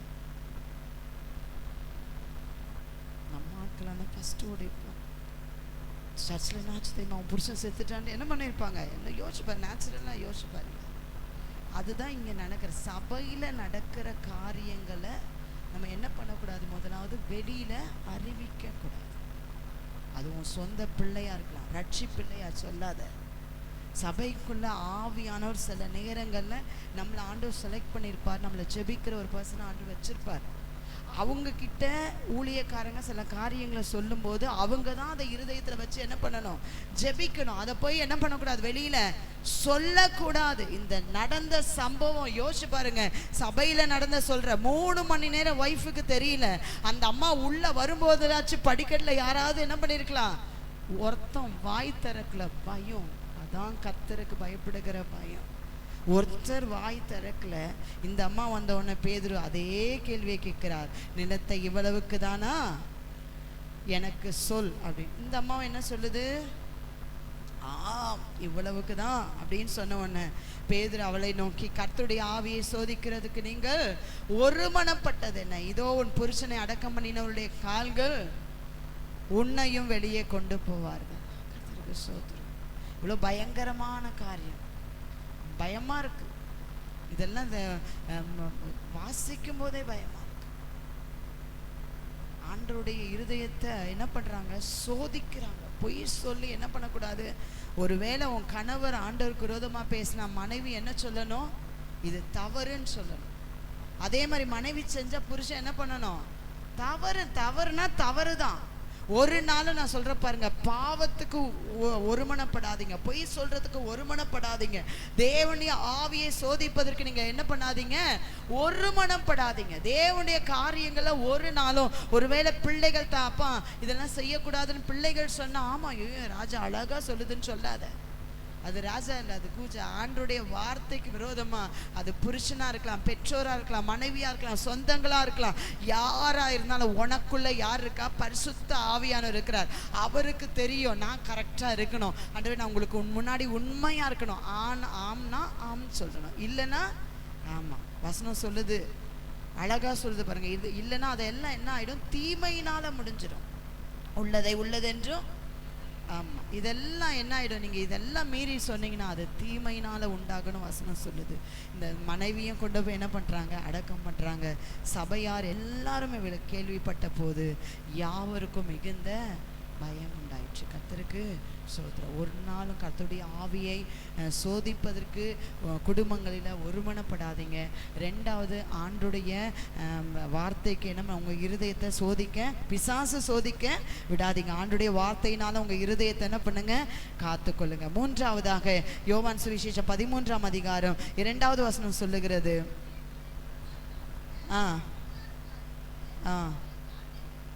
அவரை காட்டி கொடுக்கும்படி பிசாசானவன் இருதயத்தை தூண்டின பின்பு. கர்த்தருக்கு ஸ்தோத்திரம். பாருங்க, சீமோனின் குமாரனாகிய யூதாஸ் காரியோத்து யாரை காட்டி கொடுக்க, இயேசுவை காட்டி கொடுக்கும்படி பிசாசானவன் இருதயத்தை தூண்டினான். இவங்கெல்லாம் கூட பரவாயில்ல, அனனியா சப்பிராலாம் கூட ரொம்ப சத்தியத்தை அறியாதவங்க. இவர் யார், யூதாஸ் காரியோத்து, இயேசுவோடு இருந்த 12 சீஷர்ல ஒருத்தர். அப்பா இயேசுநாதரோடு கூட படுத்து தூங்கி சாப்பிட்டு அவரோடு ஊழியம் செய்து, ரெண்டாவது அவருடைய ஆண்டவர் கொடுத்த பணப்பையன் சுமக்கிறவன் தான் யாரு, யூதாஸ். ஆனா இவ்வளோ 3.5 வருஷம் உருவாக்கியும் இவரோட உருவாக்கப்பட்டவங்க தான் பேதுரு, யோவான், பிலிப்பு. இவங்களை பற்றி தான் பார்த்தோம். பிலிப்பு சபை தான் 8வது அப்போஸ்தலர் 8ல் வாசிச்சோம். பேதுரு சர்ச்சு தான் 2. அப்போ இந்த 2 சபைகளையும் 2 காரியம் நடந்திருக்கு. ஆனால் அதுக்கு முன்னாடி ஃபர்ஸ்ட் சர்ச் யாருன்னா ஜீசஸ் சர்ச் தான். ஆண்டவர் 12 பேரை தெரிந்து கொண்டு தம்மோடு இருக்கவும் அவர்களுக்கு பிரசங்கம் பண்ணவும் சொல்லி கொடுத்தாருன்னு வசனம் சொல்லுது. அப்போ முதல் சர்ச்சில் ஆண்டவர் எவ்வளோ அழகா உருவாக்கி இருக்கிறாரு, சீஷனா உருவாக்கி இருக்கிறாரு. ஆனா உருவாக்கப்பட்ட அந்த யூதாஸ் காரியத்துக்குள்ள பிசாசு தூண்டுகிறான். நிறைய நேரத்துல இருதயத்துல பிசாசு என்ன பண்ணுவான், தூண்டுவான். பாருங்க, தூண்டுறதுன்னா சொல்லுங்க, அனுபவம் உள்ளவர்கள் சொல்லலாம். தூண்டுறதுன்னா என்னது, ஏவி விடுறதா? ஐயோ, அது ரொம்ப மோசமா இருக்கு. ஏவி விடுறதுங்கிறது ரொம்ப மோசமா இருக்கு, வேணாம். தூண்டுறதுன்னா என்னது, இந்த பக்கத்துல உட்காந்துட்டு ஆமா செய்ய அது கூட நல்ல வார்த்தையா இருக்கு. சொல்லு இப்போதான் அப்பா கரெக்டா இருக்கார், சொல்லு அப்படின்னு என்ன பண்ணுவாங்க, அம்மாலாம் தூண்டி விடுவாங்க பிள்ளைங்களை. அப்பா கரெக்டான நேரத்தில் இப்போதான் கம்முன்னு இருப்பார்டா, இப்பயே போய் என்ன பண்ற, ப்ராக்ரஸ் கார்டு காட்டி கையெழுத்து வாங்கிக்கோ, அப்புறம் காலில் தெளிஞ்சாருன்னு வச்சுக்கோ, அவ்வளோதான், மிதிப்பாருன்னு என்ன பண்ணுவாங்க, அம்மா தூண்டி விடுவாங்க, அப்பா தூண்டி விடுவாங்க, பிள்ளைங்க தூண்டி விடுவாங்க அம்மா கிட்ட. அப்பாட்ட கேளுங்க விடாம. இதே மாதிரிதான் பிசாசு யூதாசை தூண்டிக்கிட்டே இருந்தான். நீ காட்டி கொடு, நீ அவர் உன் கையில கொடுக்கறதெல்லாம் கொஞ்சம் பணம், நான் உன்னை பெரிய பணக்காரன் ஆக்கிடுறேன். அவர் டெய்லி என்ன பணம் கொடுக்குறாரு ஜீசஸ், பாவம் அவருக்கு ஏதாவது கொடுத்தா 2 காசு, ஒரு 2 வெள்ளி காசு, அவ்வளோதான் இருந்திருக்கும் இல்லையா, அவ்வளோதான் உன் கையில் இருக்கும். 2 காசுக்கு மேலே ஜீசஸ் உன்னை நம்பி கொடுக்குறாரா? இல்லை, நான் உன்னை நம்பி கொடுக்குறேன், 30 வெள்ளி காசு நான் வாங்கி தரேன், நீ என்ன பண்ணு, இயேசுவை காட்டி கொடுத்துட்டு, அவர் ரொம்ப நாள்லாம் இருக்கக்கூடாது பூமியில், காட்டி கொடு. அவன் என்னை யோசிச்சு பார்ப்பேன், ஏதோ ஒரு நாள் வேலை கிடையாதுங்க, இது ரொம்ப நாளாக இதை டிஸ்டர்ப் பண்ணிட்டே இருக்கான் யூதாஸ் காரியத்தை. பாருங்க, திடீர்னு காலையில் தூண்டி விட்டு சாயந்தரம் காட்டி கொடுக்கலாம் முடியாது. இவன் ரொம்ப நாளாவே யூதாஸ் காரியத்தை பிசாசு என்ன பண்ணியிருக்கிறான், டிஸ்டர்ப் பண்ணிகிட்டே இருக்கான், இருதயத்தை தூண்டிக்கிட்டே இருக்கான். இதான் கரெக்டான சான்ஸ். ஆனால் ஆண்டோடைய பர்மிஷன் வராமல் அவனால் என்ன பண்ண முடியல, ஏன்னா அது வரைக்கும் அவனால் தூண்டி தான் விட முடிஞ்சது. நல்லா கவனிங்க. பிசாசால தூண்டி தான் விட முடிஞ்சது, யூதாஸ் காரியத்தை செய்ய வைக்க முடியல. என்னைக்கு ஆண்டவர் பர்மிஷன் கொடுத்தா நீ செய்ய வேண்டியதை போய், அப்பதான் வசனம் சொல்லுது சாத்தான் அவனுக்குள்ளே புகுந்தான். அது வரைக்கும் பக்கத்துல இருந்து தூண்டி கிளறி விட்டுக்கிட்டே இருந்தான். ஆண்டவர் போ செய்ய வேண்டியதை என்ன பண்ண, சாத்தான் சொல்லிட்டே இருக்கானா போ. ஏன்னா இருதயத்தை எங்க கொடுத்துட்ட, சாத்தான் கிட்ட கொடுத்துட்டான். உடனே அந்த தூண்டி விடும் போது ஆண்டவரே இந்த சாத்தான் எப்ப பாரு உங்களை காட்டி கொடுங்க, தூண்டி விட்டுட்டே இருக்கிற ஆண்டவரே, இவனை என்னை விட்டு என்ன பண்றீங்க, துரத்தி விடுங்க. ஏன்னா அவன் யூதாஸ் பார்த்திருக்கான்ல, எத்தனை பிசாசை இயேசுநாதர் துரத்துனது யார் பார்த்திருக்கா, யூதாஸ் பார்த்திருக்கிறார். அதனால போய் சொல்லியிருக்கலாம், ஆண்டவரே இவனை ரொம்ப டிஸ்டர்ப் பண்றான், ஆண்டவரே துரத்தி விடுங்கப்பான்னு கேட்டிருந்தா ஆண்டவர். ஏன்னா செஞ்சிருக்கிறாருல, பேதுருக்கு செஞ்சாரா இல்லையா? என்ன சொன்னாரு, எப்பா உன்னை சொல்லகினால சாத்தான் புடைக்கிறதுக்கு என்கிட்ட என்ன பண்ணிட்டான், பர்மிஷன் கேட்டா நானும் வேற கொடுத்துட்டேன். ஆனா உனக்காக நான் என்ன பண்றேன், அந்த கொடுத்த வேலை தான் மறுதளிச்சிட்டான் 3 தடவை. பர்மிஷன் கொடுத்ததுக்கு ஏதோ ஒரு வேலை நடக்கணும்ல, அதான் மறுதளிப்பு. ஆனா ஆண்டவர் அவருக்காக பேதுருவுக்காக வேண்டிக் கொண்டதுனால தான் ஆண்டவர் பேதுருவை வல்லமையா எடுத்து பயன்படுத்தினார். இந்த யூதாஸும் தன் இருதயம் தூண்டிவிட போகும்போது ஆண்டவர்கிட்ட போய் பர்மிஷன் அவன் போய் ஜெபித்திருந்தானா ஆண்டவர் என்ன பண்ணியிருப்பார், யூதாஸை நிச்சயமாய் காப்பாற்றி இருப்பார். ஆனா அவனுடைய இருதயம் அப்படி இல்லை. அவன் விட்டு கொடுத்துட்டான். யாருக்கு விட்டு கொடுத்துட்டான், தூண்டினவனுக்கு விட்டு கொடுத்துட்டான். காப்பாற்றுறவர்கிட்ட விட்டு கொடுத்துருந்தா நல்லா இருந்திருப்பான், நாண்டுட்டு செத்து இருக்க மாட்டான். பாருங்க, ஆண்டவர் உயிர் போன மறுநாள் யாரும் உயிர் போயிடுச்சு, அவ்வளவுதான். சாத்தான் விடலை பாருங்க. அன்னைக்கு தூண்டனா இப்போ உள்ள உட்கார்ந்துட்டு இயேசுவை காட்டி கொடுத்த உடனே அவன் சொல்றான், ஏய் நீ குற்றமில்லாத ரத்தத்தை காட்டி கொடுத்துட்ட, அவர் மேல இருக்கிற அந்த சாபம் மேல வந்துரும் வந்துரும் வந்துரும், நீ உயிரோட இருக்கக்கூடாது, நீ சாவு சாவு சாவுன்னு சொல்லி கொண்டு போய் தூக்கு மாட்டி தொங்க வச்சுட்டான். யோசிச்சு பாருங்க, 3.5 வருஷம் இயேசுவோட இருந்திருக்கான். அவனுடைய நிலைமையே இப்படின்னா நம்ம நிலைமெல்லாம் யோசிச்சு பாருங்க. தூண்டி விட்டான், புகுந்தான், முடிச்சுட்டான் கதையை. அதனாலதான் ஆண்டவர் சொல்ல, அவன் இருதயத்தை எல்லாம் காவலோடு காத்துக்கொள், அது நின்று ஜீவ ஊற்று புறப்படும். உன் இருதயத்தை காத்துக்கிட்டனா உனக்குள்ள பரிசுத்த ஆவியானவர் இருப்பாரு. பரிசுத்த ஆவியானவர் மூலமாய் உண்டாகிற ஒவ்வொரு காரியங்களும் ஜீவ ஊற்றாய் புறப்பட்டு போய் அதை அநேகரை குணப்படுத்தும். ஆனா உன் இருதயத்தை தூண்டுகிற பிசாசுக்கு உன் வாழ்க்கையை கொடுத்தால் உன்னை பாவம் செய்ய வைத்து உன்னை குற்றப்படுத்தி குற்றப்படுத்தி குற்றப்படுத்தி நீ இயேசுநாதர்கிட்ட போறதுக்கு உனக்கு தகுதி இல்லை, நீ போய் சாவுன்னு சொல்லி என்ன பண்றவான், அனுப்பிவிடும். ஒரு மனுஷனுடைய நிலைமை இவ்வளவுதான். ஸோ இருதயம் அவ்வளோ முக்கியமானது. இந்த இருதயத்தை நீங்க என்ன நினைச்சுக்க, இது உடம்புல இருக்கிற ஒரு பாட்டு தானே நினைச்சுக்காதீங்க. இது மற்றவர்களுக்கு விரோதமா என்ன பண்ணும், பேசுகிற இருதயமா இருக்கும். மற்றவங்களுக்கு விரோதமாக எப்பவுமே எழும்பி ஏதாவது ஒரு குறை சொல்லிக்கிட்டே இருக்கும் பாருங்க. இந்த இருதயம் காட்டி கொடுக்கிற இருதயம். யூதாசின் ஆவி காட்டி கொடுப்பாங்க. ஒரு சின்ன காரியமா இருந்தாலும் என்ன பண்ணிருவாங்க, காட்டி கொடுத்துருவாங்க. அதையே யோசிச்சுட்டு இருப்பாங்க, அதையே நினைச்சிட்டு இருப்பாங்க. அப்படி நம்ம இருதயம் என்ன பண்ணக்கூடாது, இருக்கக்கூடாது. ஆண்டவர் அதனால தான் சொல்றாரு, மகனே மகளே உன் இருதயத்தை, நீதிமொழிகளை அழகா எழுதுறார் பாருங்க. நீதிமொழிகளை 23, 26 வாசிக்கும் போது சொல்றாரு அங்க, மகனே மகளே உன் இருதயத்தை எனக்கு, நம்ம எங்கேயோ கொடுத்துட்டோமே, மனசை யார்கிட்டே கொடுத்துட்டோமே. ஆண்டவர் சொல்ல, இருதயத்தை எனக்கு தான், வேற எந்த பார்ட்டியும் ஆண்டவர் கேட்கல, இருதயத்தை தான். உன் இருதயத்தை காத்துக்கொள். நம்ம இன்னைக்கு ஆண்டவருக்கு இருதயத்தை கொடுக்கறது இல்லை. அதனால்தான் ஆண்டவர் புதிய ஏற்பாட்டில் சொல்லும்போது சொல்ற, உன் முழு இருதயத்தோடும், உன் முழு மனதோடும், உன் முழு ஆத்மாவோடும் என்னிடத்துல என்ன பண்ண, அன்பு கூறுவாயாக. இன்னைக்கு நம்ம முழுசா ஆண்டவருக்கு கொடுத்தோன்னு யோசிச்சு பாருங்களேன். முழுசா கொடுத்தோமா? உங்களுக்கு ஒரு பழம் கொடுக்குறேன்னு வச்சுக்கோங்களேன், ஒரு எக்ஸாம்பிள், கொடுக்க மாட்டேன் என்கிட்ட இல்லை, ஒரு பழம் கொடுக்குறேன், ஒரு மாம்பழம் ஃபுல்லு சதையும் நான் சாப்பிட்டுட்டு, இந்தாருண்ணா கொட்டை அப்படின்னு கொடுத்தா, அருணா வாங்கிக்குமா, ஃபஸ்ட்டு ஒரு மாதிரி பார்க்கும், அக்கா கொட்டை எப்படிக்கா சாப்பிடணும், சரி வேற என்ன திட்ட முடியாது, அதனால என்ன சொல்லும், கொட்டைய எப்படிக்கா சாப்பிட்றது, மொத்தத்தையும் நீங்கள் என்ன பண்ணிட்டீங்க. ஆமாம், இப்படி தான் நம்ம இருதயத்தையும் ஆண்டவருக்கு என்ன பண்ணுறோம், கொடுக்குறோம். கொஞ்சம் வீட்டுக்கு, கொஞ்சம் பிள்ளைங்களுக்கு, கொஞ்சம் பேர பிள்ளைங்களுக்கு, கொஞ்சம் வேலைக்கு, அப்புறம் சொல்லுங்கள் கொஞ்சம் ட்ரெஸ்ஸுக்கு. நீங்களே வேறு உலகத்தில் இருக்கீங்களோ? என் டவுட்டாகவே இருக்குது. சொல்லுங்கள், வேறு எதெல்லாம் இருதயத்தை கொடுத்துறீங்க? சாப்பாடு, சாப்பாட்டுக்கு. வேற என்னத்துக்கெல்லாம் இருதயம் போதுமா?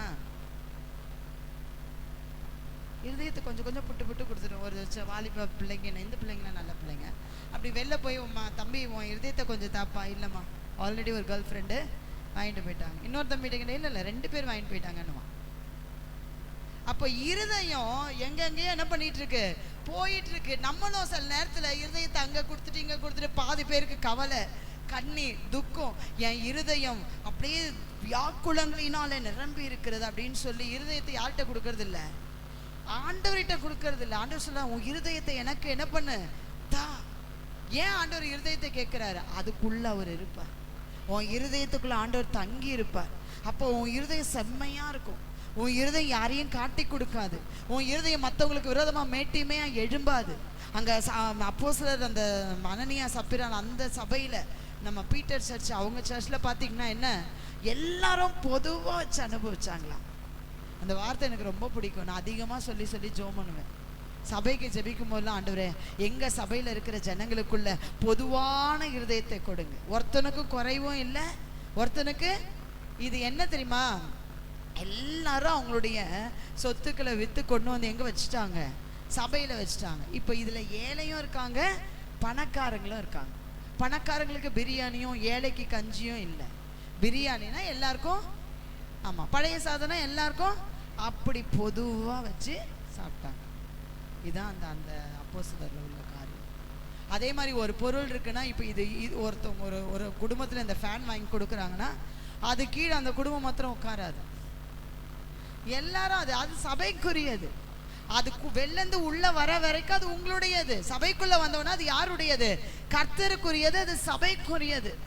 வேற யாரும் சொந்த கொண்டம், எல்லாருக்கும் அது பொதுவா இருந்தது. அதனாலதான் ஆவியானவர் அங்க ஊற்றப்பட்டார்.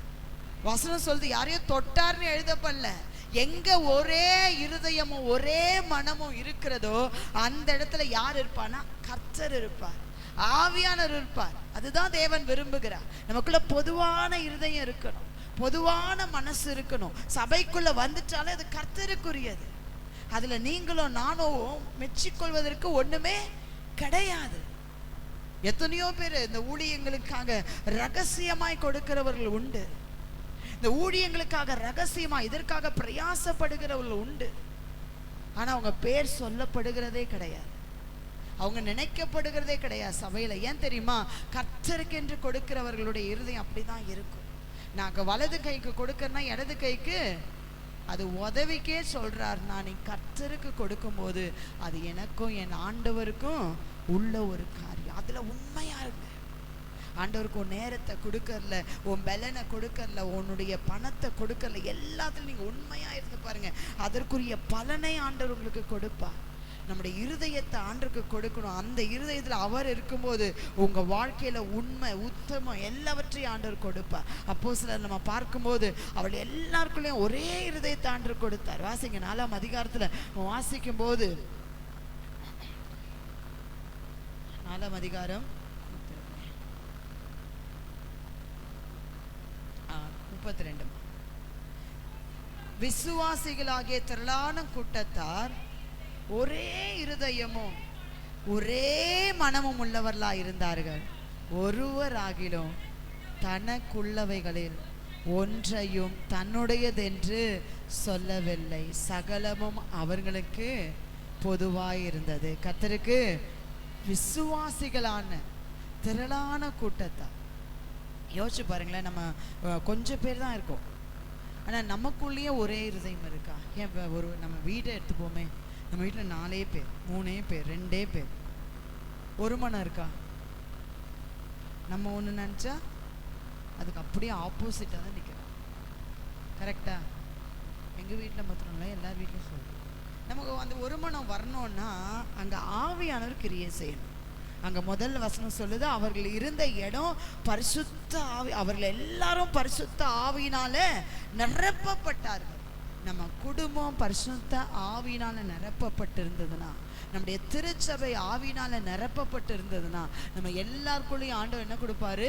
ஒரே மனது. இந்த ஒரு மனம் வந்துருச்சுன்னா, அவங்க செஞ்சாங்க நான் செய்ய மாட்டேன், அவங்க பண்ணாங்க அதை விட நான் அதிகமாக பண்ணணுன்ற எண்ணங்கள் நமக்குள்ள வராது.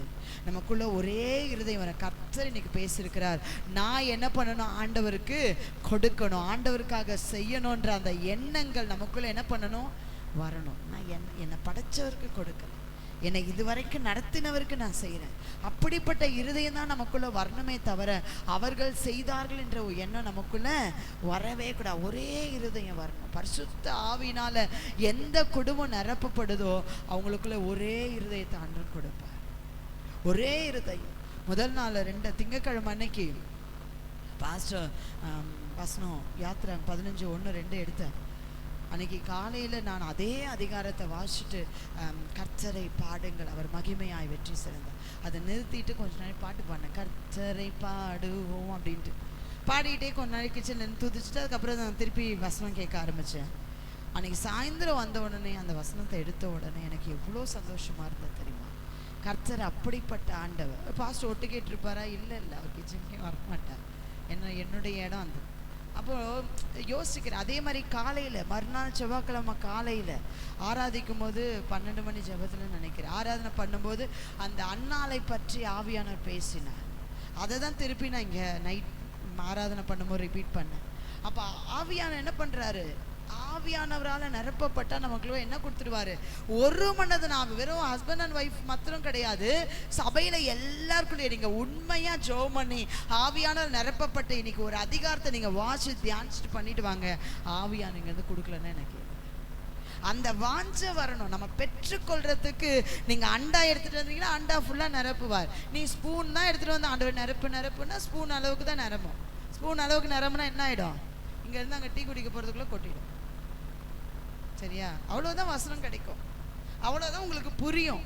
இல்லை ஆண்டவர் இன்னைக்கு ஆண்டவரே என்னை நிரப்புங்க, நான் வசனம் எல்லாத்தையும் நான் பெற்றுக்கொள்ளணும், நான் நிரம்பி போகணும் ஆண்டவரே. அண்டா போல நான் என்ன பண்ண வசனத்தினால நிரம்பி போகணும், ஒரு வசனம் கூட மறக்கக்கூடாது ஆண்டவரேன்னு வந்து நீங்கள் உட்கார்ந்தீங்கன்னா அண்டா நிரம்பி வடியும். ஆனால் நம்ம பெற்றுக்கொள்றதுக்கு என்ன இல்லை, நம்ம கிட்ட வசனத்தை கேட்கறதுக்கு வாஞ்சி இல்லை. அங்கே வசனம் சொல்லுது, அவள் எல்லாரும் வசனத்தை கேட்டார்கள், அவர்கள் எல்லாரும் ஜெபம் பண்ணினார்கள், அவள் எல்லாரும் பரிசுத்த ஆவியினால் நிரப்பப்பட்டார்கள். அதனால தான் அந்த திருச்சபைக்குள்ள ஒரே இருதயமும் ஒரே மனமும் பொதுவான இருதயத்தை ஆண்டவர் என்ன பண்ணாரு? கொடுத்தார். ஒருத்தர் நிறைய சாப்பாடு சாப்பிட்டா கூட நேற்று என் காசு தான் அப்படின்னு யாருமே என்ன பண்ணல, சொல்லலை. ஒருத்தர் அதிகமாக இந்த ட்ரெஸ் நல்லா இருக்குன்னு எடுத்து போடுறான்னு வச்சுக்கோங்களேன் சர்ச்சில், இது நான் தான் வாங்கி கொடுத்தேன் அப்படின்னு என்ன பண்ணல, சொல்லலை. அதான் பொதுவான திருச்சபை, பொதுவான இருதயம். அதான் அப்படிப்பட்ட ஒரு இருதயத்தை ஆண்டவர் நமக்கு தரணும். கடைசியாக ஒரு வசனம் வாசி நம்ம ஜெபம் பண்ணலாம். சங்கீதம் 31:24 சொல்லுகிறது, ஆண்டவர் இப்படிப்பட்ட இருதயத்தை ஆண்டவர் ஸ்திரப்படுத்துவேன்னு சொல்றாரு.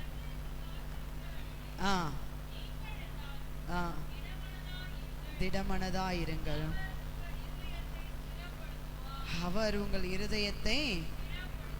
இப்படிப்பட்ட இருதயம் நமக்கு வேணும்னா அதை ஆண்டவர் தான் நம்ம இருதயத்தை என்ன பண்ணுவார்? ஸ்திரப்படுத்துவார். இந்த மாதிரி இருதயம், பொதுவான இருதயம் ஸ்திரப்படணும். அங்கே வசனம் சொல்லுது, கர்த்தருக்கு காத்திருக்கணும். காத்திருக்கிறவர்களேனா 27 வாசிமா, 27:14 10-19 வாசிங்க, 2 வசனம். அதே 27:14 வாசிங்க. கர்த்தரு காத்திரு, உன் இருதயத்தை ஸ்திரப்படுத்துவார். திடமனதாய் இருந்து கர்த்தருக்கே காத்திரு, கர்த்தருக்கு ஸ்தோத்திரம். 10-19 வாசிங்க. 10-19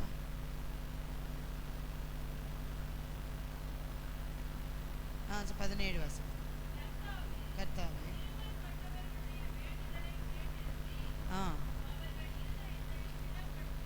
அவர்களுடைய இருதயத்தை என்ன பண்ணுவா? 3 வசனத்துல என்ன வார்த்தை வருது கண்டுபிடிச்சிங்களா? என்ன வார்த்தை வருது? ஸ்திரப்படணும். ஸ்திரப்படணும்னா இந்த இருதயம் நல்லா ஸ்ட்ராங்காக மாறணும். ஏன்னா நிறைய நேரத்தில் பிசாசு இருதயத்தை சோதிக்க வருவான். என்னதான் சத்தியத்தை நம்ம கேட்டுட்டு வெளியில் போனாலும் நமக்கு நிறைய பிரச்சனைகள் வரும். பாவம் நம்மளை சோதிக்க வரும், பிசாசு சோதிக்க வருவான், ஏன் மனுஷனே எழும்பி நம்மளை சோதிக்க வருவான். அப்போ இப்படிப்பட்ட காரியத்துலலாம் உன் இருதயம் ஸ்ட்ராங்காக மாறணும்னா அதுக்கு கர்த்தருக்கு நீ என்ன பண்ணணும்? காத்திருக்கணும். நீ அநேக நேரத்தை வார்த்தைக்கு காத்திருக்கணும், அண்ணன் சமூகத்தில் காத்திருக்கணும். இந்த காத்திருக்கிறது அப்படின்னு சொன்னால் போய் ஒரு மூலையில் உட்கார்ந்துட்டு இருக்கிறது இல்லை. மெடிடேட் பண்ணணும், வசனத்தை எடுத்து நல்லா தியானிக்கணும், ஒரு இடத்துல உட்கார்ந்து நல்லா துதிக்கணும், நல்லா ஆராதிக்கணும், நல்லா பாடணும். இதெல்லாம் முடிச்சுட்டு ஒரு 10 நிமிஷம் உட்காருங்க, அன்று பேசுவார். நான் தவறு சொல்லலை. ஆனால் சில பேர் அப்படியே போய் உட்கார்ந்து அப்படியே தூங்கிறது. நான் ஜெபம் பண்ணுறேன், நான் ஜெபம் பண்ணுறேன். நம்ம போய் உட்கார்ந்து காத்திருக்கிறதுனா என்னென்னா, காத்திருக்கிறதுனா நீங்கள் ரேஷன் கார்டில் காத்திருக்கிற மாதிரி நினச்சிக்க கூடாது. இந்த காத்திருப்புக்கு அர்த்தம் வேற. செபிக்கணும், துதிக்கணும், ஆண்டவர் சமூகத்தில் உட்கார்ந்துருக்கணும், ஆண்டவர் வார்த்தை எடுத்து என்ன பண்ணணும்? தியானிக்கணும். இப்படிலாம் பண்ணும்போது உங்கள் இருதயம், ஒரு பாவம் வந்து உங்களை டிஸ்டர்ப் பண்ணால் நீங்கள் நோன்னு சொல்லுவீங்க. பிசாசு உங்களை வந்து டிஸ்டர்ப் பண்ணால் என்ன சொல்லுவீங்க? நோன்னு சொல்லுவீங்க. சரியா? ஃப்ரெண்ட்ஸ் வந்து ஏதாவது ஒரு இடத்துக்கு போகலான்னா உங்களுக்கு என்ன தான் வரும்? நோ நோ, நான் வரமாட்டேன். அப்போ அந்த இருதயம் உங்களுக்கு கிடைக்கிற வரைக்கும் நீங்கள் ஆண்டவர் சமூகத்தில் என்ன தான் இருக்கணும்? காத்திருந்தான் பெற்றுக்கணும். காத்திருக்காம நம்ம எதையுமே என்ன பண்ண முடியாது, ஆவிக்குரிய வாழ்க்கையில் பெற்றுக்கொள்ளவே முடியாது. நிறைய பேர் சொல்லுவாங்க காத்திருக்காம வாங்கலாம், அதெல்லாம் நோ, கிடைக்கவே கிடைக்காது. ஏமாந்து போவாதீங்க. ஆண்டவர் சமூகத்தில் எவ்வளவு காத்திருக்கிறீங்களோ, வசனம் சொல்லுது கர்த்தருக்கு காத்திருந்தா என்ன வரும்? புது பலன் வரும். உங்கள் இருதயம் என்ன ஆகிடும்? ஸ்திரப்படும். கர்த்தருக்கு காத்திருக்கிறவர்களே உங்கள் இருதயத்தை கர்த்தர் என்ன பண்ணுவார்? ஸ்திரப்படுத்துவார், ஸ்ட்ராங்காக மாற்றிடுவார். உன் இருதயத்தை யாராலும் அசைக்க முடியாது. உன் இருதயம் ஒரு நாளும் வழுவி போகாது. உன் இருதயம் ஒரு நாளும் கடினப்படாது. ஒரு நாளும் உன் இருதயம் வஞ்சிக்கப்படாது. உன் இருதயம் மகா கேடுள்ளதா மாறாது. உன் இருதயம், ஆண்டவர் சொல்றாரு, ஒரே இருதயம், புது இருதயத்தை. தாவீது அழகா எழுதுறாரு, வாசிங்க. சங்கீதம் 51 எத்தனாவது வசனம் தெரியாது, ஆனால் அங்கே இருக்கு. 51வது வசனம். எங்களுக்கு தாங்க நிலைவரமான ஆவியை தாங்க, என் உள்ளத்துல என்ன பண்ணுங்க? புதுப்பிங்க, சுத்த இருதயத்தை எனக்கு தாங்க, நிலைவரமான ஆவியை உள்ளத்துல தாங்க, என் இருதயத்தை கழுவுங்கன்னு சொல்றாரு. இன்னொரு வசனமும் இருக்கு, தேவனே சுத்த இருதயத்தை என்னிலே சிருஷ்டியும். அதுக்கு முந்தின வசனமும் இருக்கு, இருதயத்தை குறிச்சே வரும். நான் துர்க்குணத்தில் உருவானேன், என் உள்ளத்தில் உண்மை இருக்க விரும்புகிறீர், அந்த கர்ணத்தில் ஞானத்தை எனக்கு தெரியப்படுத்தும் அப்படின்னு சொல்லி அதில் நீங்கள் வாட்சி பார்த்தீங்கன்னா இன்னொரு இருதயமும் வரும். அப்போ இந்த கடைசி வசனம், கர்த்தர் இருதயத்தை புறக்கணிய நொறுங்குண்டதும் நறுங்குண்டதுமான இருதயத்தை புறக்கணிய. 2 இருதயம் வரும், அதனால தான் சொல்றேன். தேவனுக்கு ஏற்கும் பலிகள் நொறுங்குண்ட ஆவிதான். 17, தேவனே நொறுங்குண்டதும் நறுங்குண்டதுமான இருதயத்தை நீ, இருதயம் அப்படி இருந்த ஆண்டவன் இருதயத்தை தள்ளவே மாட்டான். இருதயம் ஆண்டவர் சமூகத்துக்கு வரும்போது அது அப்படியே உடைந்து நொறுங்க. அப்படின்னா கல்லை வச்சு உடைக்கிறது இல்லை, எல்லாத்தையும் மறக்கணும். உடைந்து போகிற இருதயம் எது? நான் எல்லாத்தையும் மறந்துட்டு ஆண்டவரே நான் ஒப்பு கொடுக்குறேன்ப்பா, என்னை கீழ்ப்படியே பண்ணுறேன் ஆண்டவரே, நீங்கள் சொல்கிறத நான் அப்படியே விட்டுறேன் ஆண்டவரே. உங்களை வேதனைப்படுத்துதா? நான் விட்டுறேன் ஆண்டவரே. வேணான்னு சொல்கிறீங்களா? நான் விட்டுறேன் ஆண்டவரே, என்னை நான் தாழ்த்துறேன் அப்படின்னு சொல்லி உடஞ்சு போய் வரீங்களா? அந்த இருதயத்தை தான் கர்த்தர் என்ன பண்ணுவாராம்? ஏற்றுக்கொள்ளுவார். புறக்கணிக்க மாட்டார்னா என்னது? ஏற்றுக்கொள்ளுவார்னு அர்த்தம். சரிங்களா? ஆகையினால் நம்ம இருதயத்தை நம்ம காத்துக்கொள்ளலாம். திரும்ப நாளைக்கு நம்ம ஆண்டுடைய வார்த்தையை கவனிக்கலாம். 2 நாள் பாஸ்டர் கிளாஸ் இருக்குது, ஆகையினால் கிளாஸ்க்கு போயிருக்காங்க. ஆகையினால தான் இன்னும் நாளைக்கு பழைய ஏற்பாட்டில் நம்ம பார்க்கலாம். கண்களை மூடி நம்ம செபிக்கலாம். பரிசுத்த ஆவியானவர் நமக்கு உதவி செய்யும்படியாக, பரிசுத்த ஆவியானவர் நமக்கு உதவி செய்யும்படியாக உங்கள் இருதயத்தில் கரங்களை வைத்து யாரையும் பார்க்க வேண்டாங்க.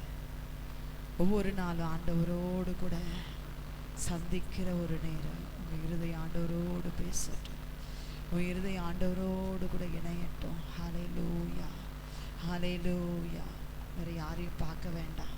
உங்கள் இருதயத்தில் ஆவியானவரோடு கூட பேசுங்க. ஆண்டவரே, எங்களிடத்துல ஒரு வேளை கசப்பான இருதயம் இருக்கா? வழுவி போகிற இருதயம் இருக்கா? கட்டிட்டமா? எத்தனை வார்த்தை வந்தாலும் இருதயத்தை கடினப்படுத்துகிறேனா? ஆண்டவரே, ஒரு வேளை என் இருதயம் வஞ்சிக்கப்படுதா? யாராவது என்னை ஏமாத்திடுறாங்களா? இல்லை என் இருதயத்தை யார்கிட்டனா நான் கொடுத்துட்றேனான்னு தெரில. ஆண்டவரே, கவலை, வேலை, பிரச்சனை, கண்ணீருன்னு சொல்லி நான் இருதயத்தை கொடுத்துட்றான்னு எனக்கு தெரியல ஆண்டவரே, என்னை மன்னிச்சிடுங்க. கர்த்தர் இருதயத்தை பார்க்கிறவர்னு இன்னைக்கு கேட்டுட்டோம். கர்த்தர் இருதயத்தை சோதித்து அறிகிறவர்னு கேட்டுட்டோம் ஆண்டவரே. இது 2 வசனமும் ஆண்டவரே இவ்வளவு எங்களை பார்க்குறீங்களாப்பா ஆண்டவரே. அந்த சீமோனை பார்த்தீங்களா ஆண்டவரே? சீமோனை பார்த்தீங்களா ராஜா? அட இருதயம் முற்றிலுமாய் ஆண்டவரே தேவனுடைய காரியங்களை பணத்தினால காணிக்க கொடுத்து ஆண்டவரை கவர் பண்ணிடலான்னு என்ன இருந்துச்சாப்பா. காணிக்க கொடுத்துட்டானா ஆண்டவர் எனக்கு வரத்தெல்லாம் கொடுத்துருவார்னு நினச்சாங்கப்பா. அவன் இருதயம் நான் வீணா போச்சாப்பா. ஒரு நாளும் ஆண்டவரை பணத்தினால சம்பாதிக்க முடியாது. பணம்லாம் பூமியோடு முடிஞ்சிடுங்க. பணம்லாம் ஒரு தேவைக்கு தான். ஆண்டவர் நினச்சா எப்படி வேணாலும் அவருடைய ஆலயம் அவர் கட்டுவார், அவர் பார்த்துப்பார். நீங்களும் நானும் போராட தேவையில்லை. அதை விட நம்முடைய இருதயம் ரொம்ப முக்கியம். ஆண்டவர்கிட்ட கேளுங்க, ஆண்டவரே ஒரு நாளும் ஆண்டவரே பணத்தினால ஆதாயப்படுத்தலான்ற எண்ணம் எனக்குள்ள வரக்கூடாது அப்பா, வரவே கூடாது. 2வது நாங்கள் கேட்டோமே சபையில் அவங்க உயர்ந்துடக்கூடாதுன்னு சொல்லி ஆண்டவரே அப்பா அந்த இருதயம் பொய்யினால நிறைந்து கணவன் மனைவியாய் ஆண்டவரே தேவன் கிட்டையே வந்து தைரியமா பொய் சொன்னாங்க அப்பா. இன்னைக்கு எவ்வளோ பேர் தைரியமா பொய் சொல்லுகிறத நான் யோசிப்பேன் ஆண்டவரே. அப்பா வேதனையாக இருக்கும், ஆனால் ஆவியானவர் காமிச்சு கொடுப்பாரு. நிறைய காரியங்கள் ஆவியானவர் காண்பிப்பா. ஆனாலும் அப்படி கண்ட்ரோல் பண்ணிட்டு நிற்போம். சில நேரத்தில் ஒரு நாளோ நம்ம யாருக்கிட்டையும் ஆவியை பெற்றவர்கள் இடத்துல ஒரு நாளும் பையன் சொல்லக்கூடாது. அப்படின்னா வெளியில் சொல்லலாமான்னு கேட்காதீங்க. உங்கள் இருதயத்துக்குள்ளே ஆண்டவர் இருக்கிறா, அதனால் நான் பொய்யே சொல்ல மாட்டேன். பரிசுத்த ஆவியா எனக்குள்ளே இருக்கிறா, நான் ஒரு நாள் கர்த்தரை சோதிப்பதற்கு பொய்யினால என் இருதயத்தை நிரப்ப மாட்டேன். இப்படி நிரப்பின அனனியா சப்புராளுடைய ஜீவன் இல்லை.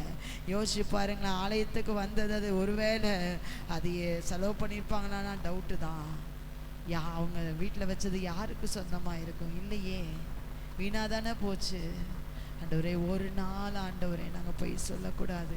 3வது நாங்கள் பார்த்தோமே ஆண்டவரே மற்றவங்களை காட்டி கொடுக்கிற அந்த பொல்லாத இருதயம் பண ஆசையினால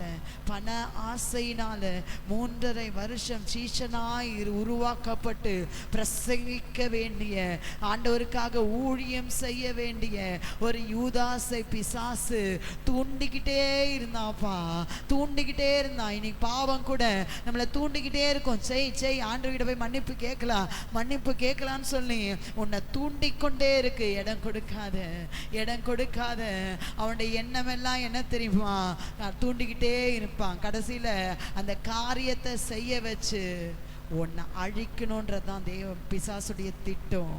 தேவன் உன்னை ரட்சிக்கணும்னு விரும்புகிறாரு. ஆனால் பிசாசுன்னு என்ன தெரியுமா? உன்னை பாவத்துக்குள்ளே தள்ளி உன்னை நரகத்துக்கு கொண்டு போகணும். தான் அவன் நினச்சிட்டு இருக்கிறான். வேண்டாம், இடம் கொடுக்காத. தூண்டுகிற சத்துருவை மிதி, காலு கீழே போட்டு மிதி. உன்னை பாவத்துக்கு உட்படுத்துகிற சத்துருவை, உன்னை தூண்டிக்கொண்டே இருக்கிற சத்துருவை காலின் கீழே போட்டு மிதிக்கிற அந்த அனுபவத்தை ஆவியானவர் தரும்படியாக ஆண்டவர்கிட்ட கேளுங்க. ஆண்டவரே அப்பா தகப்பனே என்னை ஒப்பு கொடுக்கிறேன். பாவம் செய்யும்படியாய் தூண்டுகிற பொல்லாத சத்துரு இயேசுவின் நாமத்தினால நசுக்கப்படுவானாக. ஆண்டவரே அவன் இல்லாமல் போவானாக. ஆண்டவரே ஒவ்வொரு நாளும் ஆண்டவரே தவறான காரியங்களை பார்க்கும்படியாக, தவறான காரியங்களை செய்யும்படியாக தூண்டுகிற சத்துரு விழுந்து போகட்டும். ஆண்டவரே இந்த பிள்ளைகளை பலப்படுத்துங்க ஆண்டவர். வேணாம், நாங்கள் எங்க உண்மையா இருக்கணும்ப்பா. எங்க உள்ளத்துல ஆண்டவர் இருக்கிறீங்க. நாங்கள் வேலைக்கு போனாலும், வீட்டில் இருந்தாலும், சர்ச்சுக்கு வந்தாலும், எங்க இருந்தாலும் எங்க இருதயத்துல உண்மையோடு இருக்கு. எங்களை ஒப்பு கொடுக்கிறோம். எங்களை இருதயங்களை ஸ்திரப்படுத்துகிற தெய்வமே அப்பா, அந்த ராத்திரி வேலையில அப்பா வந்த பிள்ளைகளை எல்லாருடைய இருதயமும் ஸ்திரப்படட்டும் ஆண்டவரே. எங்களை ஒப்பு கொடுக்கிறோம்ப்பா, எங்களை ஒப்பு கொடுக்கிறோம் ஆண்டவரே. ஹalleluya மை துதிக்கிறோம் ஆண்டவரே, உம்மை மகிமைப்படுத்துகிறோம் ஆண்டவரே. அப்பா நீர் நல்லவர் நல்லவர் நல்லவர் நல்லவர் ஆண்டவரே. அப்பா எங்களை ஒப்பு கொடுக்கிறோம் அப்பா. ஆண்டவர் சமூகத்தில் ஒப்பு கொடுக்கலாமா? என்னை தருகிறேன் அப்பா, என்னை ஒப்பு கொடுக்கிறேன் ஆண்டவரே. என் முழுமையும் அது உமக்குதான் தேவா, நீர் எடுத்துக்கொள்ளும். என்னை படைக்கிறேன் படைக்கிறேன், தாக்கும் புதிதாக்கும். என் முழுமையும் அது உமக்குதான் தேவா, நீர் எடுத்துக்கொள்ளும். என்னை படைக்கிறேன் படைக்கிறேன், புதிதாக்கும் புதிதாக்கும். என்னை தருகிறேன் தருகிறேன். உண்மையாய் சொல்லலாமா?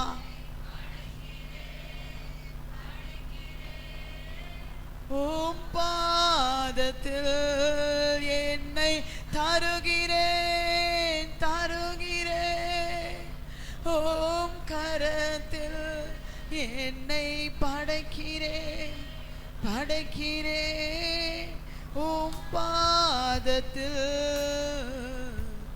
உருவாக்குமே என்னை உருவாக்குமே. சொல்லுங்க ஆண்டவரை பார்த்து, ஆண்டவரே உருவாக்குமே என்னை உருவாக்குமே என்னை உருவாக்குமே. ஆண்டவரே உருவாக்குமே என்னை உருவாக்குமே. ஆமா எங்களை ஒப்பு கொடுக்கணும்ப்பா. அந்த பிள்ளைகளை எல்லாரையும் பலப்படுத்துங்க. ஒருத்தரும் ஆண்டவரே சோர்வுக்குள்ள போய் விடாதபடி, சோர்ந்து போகாதபடி, இந்த பிள்ளைகளுக்கு வேண்டிய பலனையும் கிருபைகளையும் கர்த்தத்தாங்க. ஒவ்வொருத்தரையும் ஆசீர்வதிங்க. நாளை தேவையோடு இருக்கிற பிள்ளைகளுக்காக செபிக்கிறோம் ஆண்டவரே. கர்த்தாவே நீங்கள் சொன்னீங்களே, ஒன்றுக்கும் கவலைப்படாதபடி எல்லாவற்றையும் குறித்து ஸ்தோத்திரத்தோடு கூட விண்ணப்பங்களினாலும் வேண்டுதலினாலும் எனக்கு தெரியப்படுத்துங்கள். அப்பொழுது எல்லாம் புத்திக்கும் மேலான தெய்வ சமாதானம் உங்கள் இருதயத்தை சிந்தையும் ஆளுகை செய்யும் என்று பவுல் எழுதுகிறாரே, அதுபோல் ஆண்டவரே இந்த வேலையில் அப்பா நாங்கள் ஒன்றுத்தும் கவலைப்படலப்பா. எங்கள் இருதயம் கவலையினால் இருக்கக்கூடாதப்பா. எங்கள் தேவையை ஆண்டவரே இந்த வேலையில் உங்கள் பாதத்தில் வச்சிடறோம்ப்பா. என் தேவன் அற்புதம் செய்யுங்கப்பா, அற்புதம் செய்யுங்கப்பா. அவங்க அற்புதத்துக்காக நாங்கள் காத்துன்னு இருக்கிறோம் ஐயா. ஆண்டவரே நீங்கள் செய்யணும்னு விரும்புகிறோம் ஐயா. உங்கள் கரத்திலிருந்து நாங்கள் பெற்றுக்கொள்ளணும்னு விரும்புகிறோம் ஐயா. உங்கள் கரத்தினால் எங்களுக்கு இருக்க நன்மை வரணும்னு விரும்புகிறோம் ஆண்டவரே. அப்பா அற்புதம் செய்யுங்கப்பா, அற்புதம் செய்யுங்க ஆண்டவரே. அப்பா நாங்கள் யார்கிட்ட போவோம் ஆண்டவரே? நாங்கள் யாரிடத்துல கேட்போம் ஆண்டவரே? நீர் மாத்திரம்தானே அற்புதம் செய்வீர். உங்களால் மாத்திரம்தானே அற்புதம் செய்ய முடியும். கரங்களை உயர்த்தி இந்த வேலையில செபிக்கிற உடைய பிள்ளைகள் மேல ஆண்டவரே, அதே உடைய அற்புதத்தின் கரம் இறங்கி ஆண்டவரே இந்த பிள்ளைகளை ஆசீர்வதிக்கட்டும் ஆசீர்வதிக்கட்டும். கர்த்தர் சாட்சியாய் நிறுத்துங்கப்பா. உங்க நாம மகிமைப்படுவதாக. வந்த பிள்ளைகளை எல்லாரையும் ஆசீர்வதிங்க.